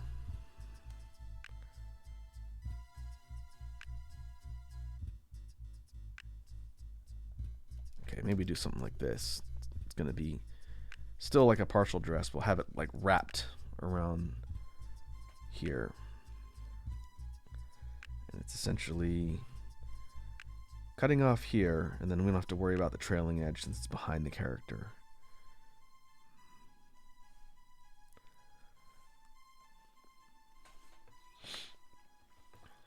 Starlight said, Voodoo made like 1,000+ garbage games. The bar is on the floor, but somehow made it go lower. Yeah, whether it's uncreative asset copy pasta, or copy paste rather, type of games that don't do anything specific, or you have gotcha hell where it's super predatory gotcha models. You pretty much see that in a lot of forms out in the mobile industry. But I will say, this is probably something I haven't talked about on stream before. For the first time in a while, I am not actively playing a lot of mobile games.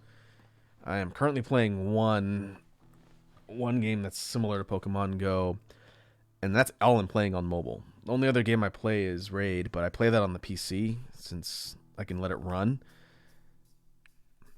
And so I don't have to play it on my phone unless I'm on the go, which sometimes I'll do, but for the most part that's it. But I can't think of a time where I only had a total of one mobile games I was playing on my phone at any given time. It's just too much time. I didn't have time to play like everything else. I was playing Epic 7 for a long time, which is another gacha RPG type game. I played that for years, and I just stopped being able to keep up with all the content and couldn't contribute to my guild, so I just retired from the game.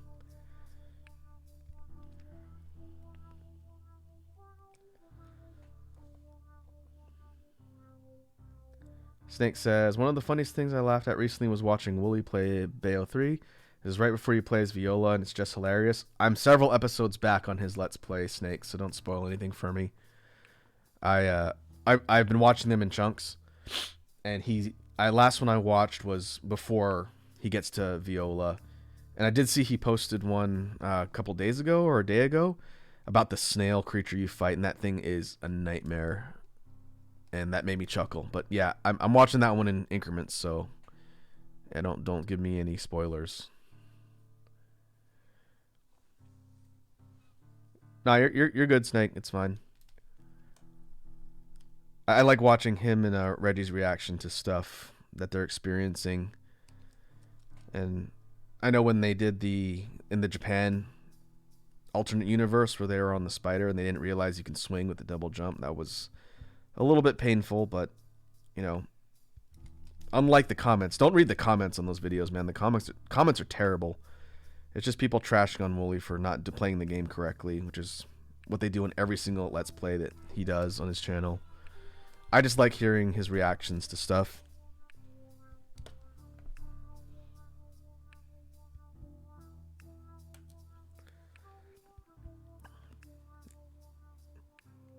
But yeah, I'm kind of curious to hear what his overall reaction to the game is.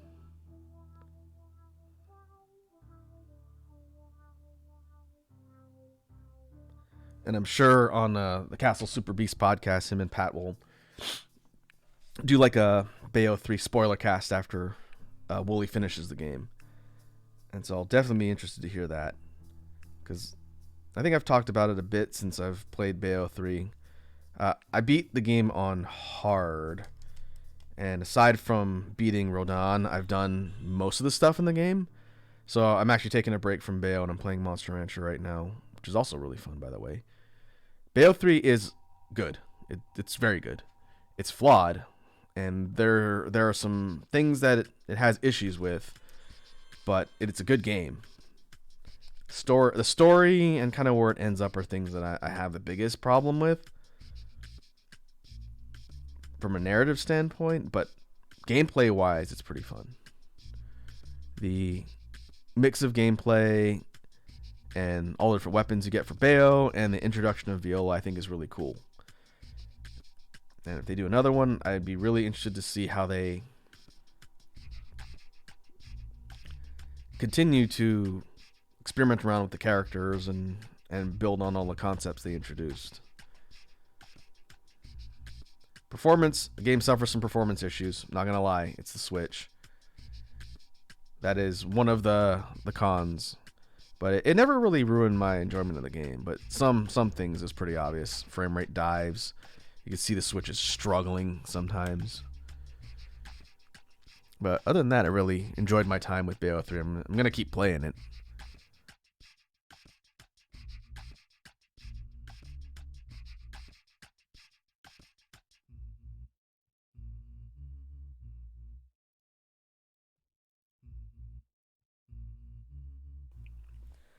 Snake says, I'm interested in that Bayonetta Origins game. Yeah, that was not on my Game Awards bingo card. I was not expecting that. It looks like kind of a adventure game as opposed to a character action game. But yeah, I'm definitely interested to see how that turns out.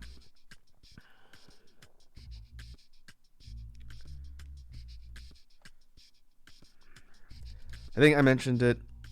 Well, I don't know if I mentioned it on a stream because it's been a while. Maybe I mentioned it on the last one we did, but I am very excited for Armored Core 6. That was not on my bingo card either from a FromSoft announcement. But I'll tell you folks now, I have been playing the Armored Core series since PlayStation 1. And it is one of my favorite franchises of all time, and it has been dead for almost a decade. The fact that we're getting a new Armored Core game next year I think FromSoft's been working on it for a while, and they announced it. I am super excited about that, and we will be spending some time with Armored Core on this channel. As long as I'm still doing this, which I'm planning on doing this for a while, we will be playing Armored Core. And if I can get some of the older versions working, maybe we will look at those as we get closer to when that game actually comes out.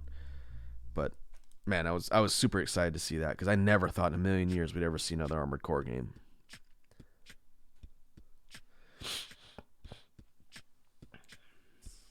On the topic of the Bayo Origins game, Snake says it reminds me a lot of Alice in Wonderland. Yeah, that's definitely the aesthetic and vibe that I see too. For sure. Snake says, it's sad that Elden Ring got upstaged by some idiot who snuck into the Game Awards. Yeah, it's pretty funny though. We've got some pretty interesting memes out of that situation, but it's just fortunate that nothing bad happened.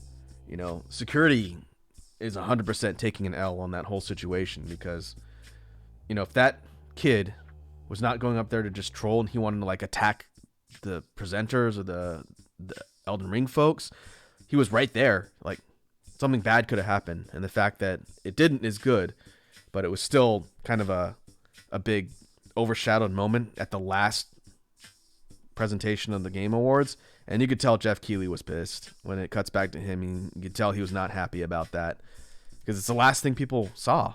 It's the thing that people remember the most about the entire night. That and, you know, Christopher Judge's 15-minute acceptance speech. That was also pretty funny. But yeah, that you can bet at the next one they're gonna have some tight security on stage, because they can't have something like that happen again.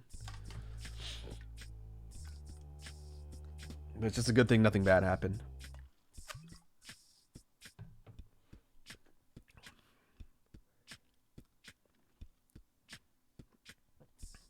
Oh, I see. I missed Snake's explanation of the backstory on the D&D campaign. I see.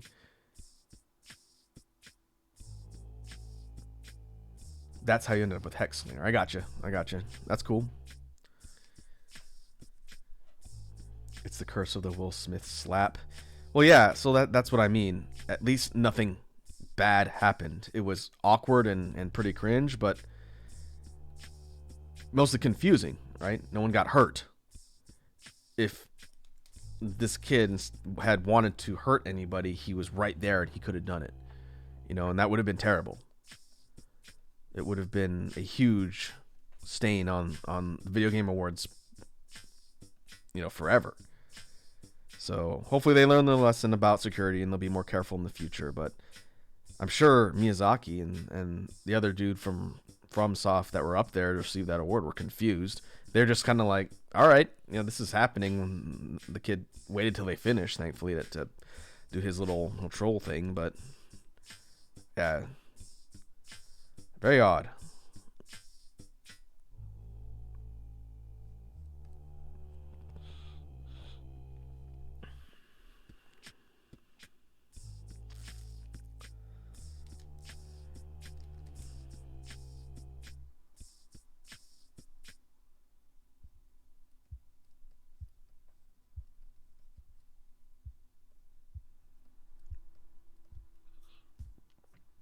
Snake says, I'm perfectly fine with God of War winning a bunch of awards because it feels like it earned it compared to Last of Us Part 2.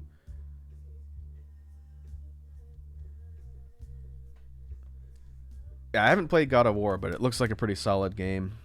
It did win a lot of awards, which is cool. Let me go fix something real quick. I have an alarm going off for some reason.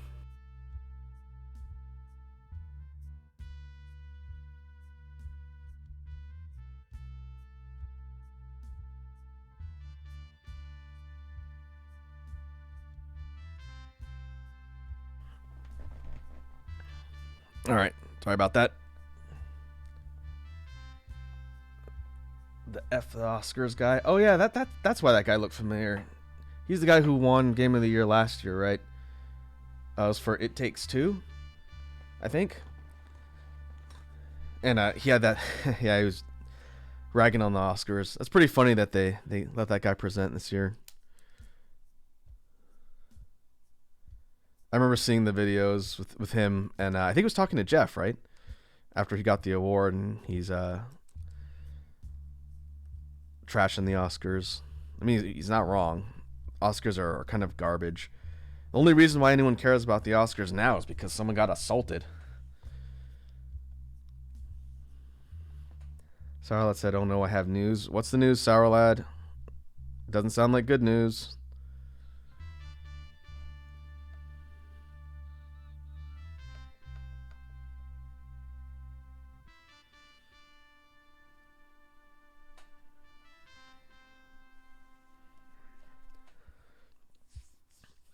Snake says, yeah, they also put the clip and It Takes Two up as an update. Oh, Splatoon 3X Among Us. I'm not surprised. Like, in what way, though? Is it going to be like the characters from Among Us are going to be in Splatoon, or like skins, or like how are they doing a crossover with Among Us?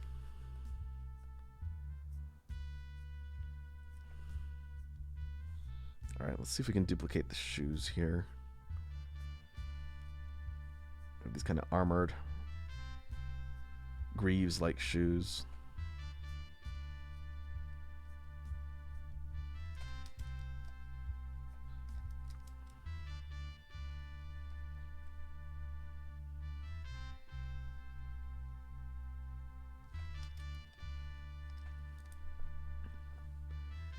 Splatfest, Crew, Imposter, Ghost.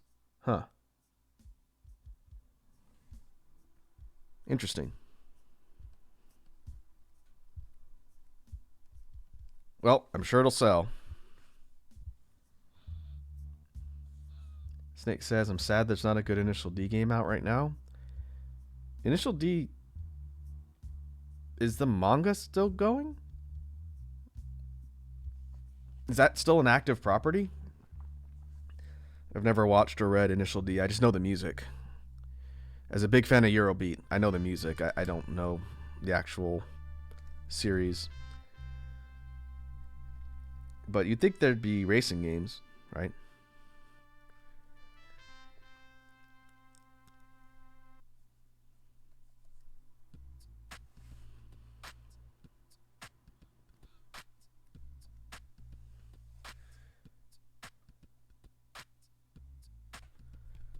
Snake says, no, I mean like Initial D like game that has fun Eurobeat and drifting mechanics. Ah, I see. I don't know much about racing games, honestly. I don't really play them. But I feel like there's probably some that take those mechanics and do stuff with them. Maybe in Japan. Because like outside of Japan, it's things like Gran Turismo and Forza and all those types of games, right? They're a lot more serious. The only game I sort of played a little bit was Burnout. And Burnout was pretty fun.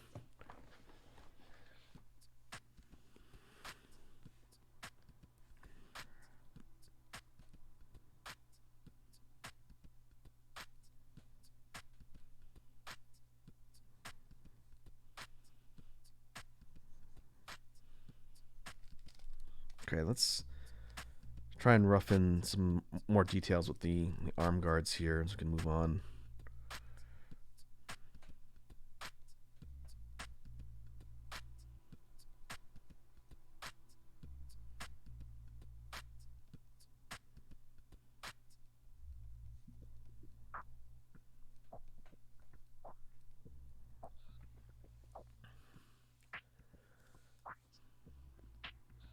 Snake says, that's why I have a PSP emulator to play the Japanese Initial D game, which is really fun. I'm sure there's a lot of Japanese games for Initial D. It's a pretty popular property. That doesn't surprise me at all. Man, PSP. I found my PSP in storage recently. The battery was starting to expand a little bit, which was concerning. But I already had ported the saves off of the PSP onto a card for my Vita, even though my Vita decided to stop reading some of the card data. So like my save for Dissidia 2, I think, is gone, which I'm not too thrilled about.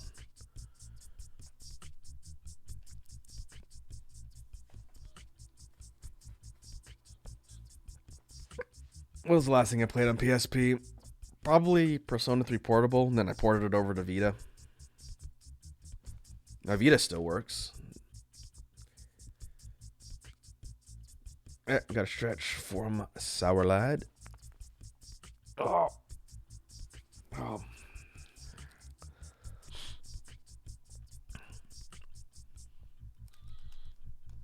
I definitely want to pick up the new ports of Persona 3 Portable on Switch. I think we talked about that before. I need to play through P5 Royale at some point when I'm not busy with other things.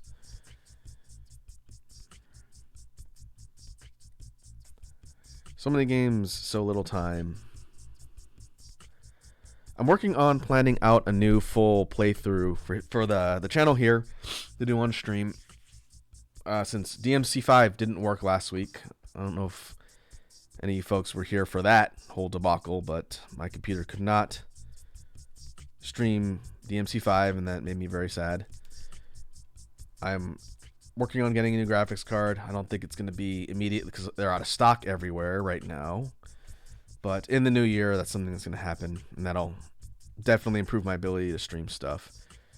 But the next game I'm looking at playing through, I got a test, so I'm not even going to bother mentioning it and jinx myself. But if it works, it's going to be a real trip, and it's going to be one of my favorite games. So I will be doing some testing probably this weekend to see, because I'm going to buy the game no matter what. But if it ends up working, then we'll be playing through that next. And then after that, we'll probably go back to Blaster Master Zero. Play the second one.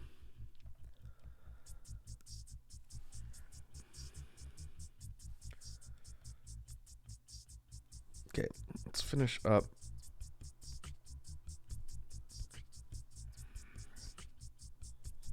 The lower extremities here. Snake asks, what type of game is it? Strategy, character, action, shooter, horror? Actually, it's kind of funny that you mentioned those, because aside from character action as a genre, it's technically a little bit of all of those. So, I say I don't want to jinx myself, but it doesn't really matter, because I want to play it no matter what. The game I want to play next is Killer 7. All right? I've talked about Killer 7 on the channel before. It's one of my favorite games of all time, and it is a trip. Like, that game is bananas. From a gameplay perspective, from a narrative perspective, from everything. It is a bonkers game. And I'm not going to say anything about why, because that's part of the fun of experiencing it. But I love Killer 7. It's in my top 5, for sure. And it's an old game from Grasshopper. This is Suda 51. This is pre No More Heroes. But that game is nuts. So I'll be picking it up on Steam. It's been out for a while. It's been out for a couple years now. It did like an HD kind of remaster deal for Killer 7. Originally, it came out on PlayStation 2 and GameCube. I played it on PlayStation 2, and it had god-awful load times. I played through the whole thing, and it's a real interesting experience. So that is what I got to test and make sure it works. And then, as long as there's no issues, we will jump into that. And then that'll be our next major long play here on the channel, mixed in with all the other stuff that we stream, gaming-wise and non-gaming-wise.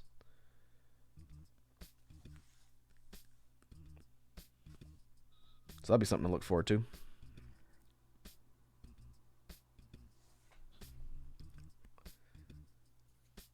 Snake says, still one of my favorite games of all time, just because of the memories of me and my dad playing it, is Halo 3.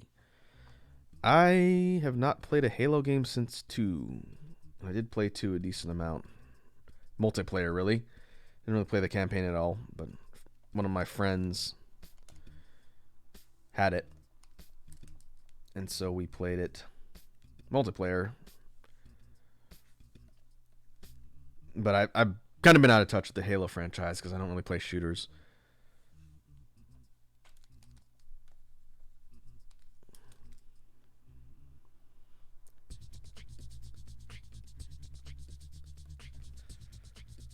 All right. Let's take a look at the concept sketch we've gotten.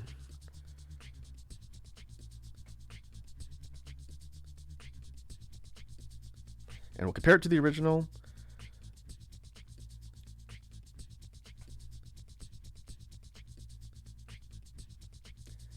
And then we will kind of take stock of where we're at before we wrap up for today.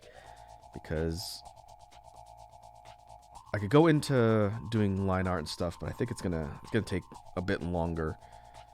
So before we do that, let's just take stock and compare.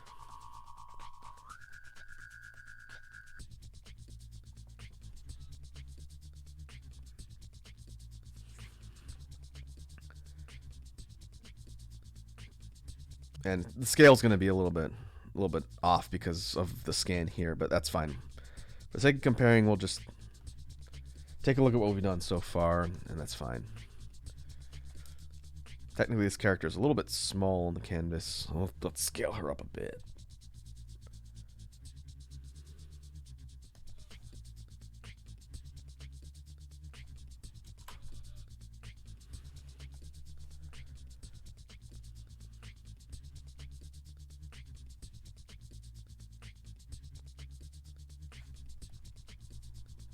So taking a look at the original, we have done a bit of work on the outfit.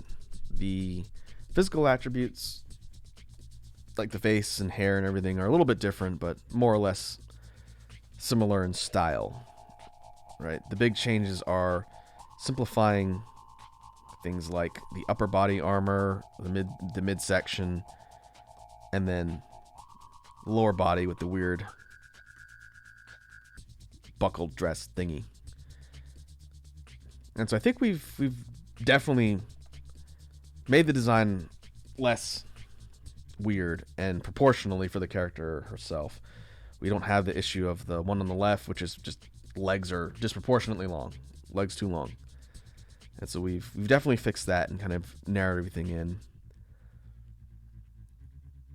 As far as other details, when we revisit this one, maybe we can do sort of a top to bottom sweep and see if there's anything else we want to change. But I think we've got a good approach to be able to go into the line art, inking, and then the coloring phase when we get there. And so let me save this first and foremost. I think it's a definite improvement. And this exercise has been interesting. We'll probably do something like this again in the future, maybe with a male character, where we take the design and reimagine it from the ground up and try and fix some things. Snake says, this has been fun chatting with you. I agree. I like chatting with all of you, and I appreciate you folks for jumping on and hanging out. So before we completely wrap up, let's go see who's on the list to raid. And we can go spread the love.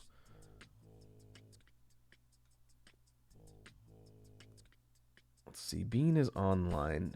Bean is playing Pokemon. Bean is playing not Final Fantasy 14 for the first time? That's a shock. I think we can go raid Bean. I'll go say what's up to him. So let me pause BGM. Close that out. And we'll go ahead and go to outro.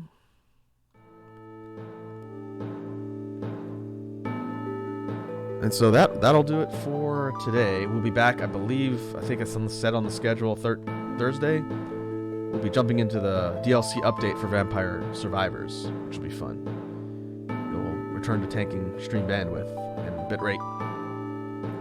But until then, thanks again for hanging out, and I hope you all have a wonderful evening.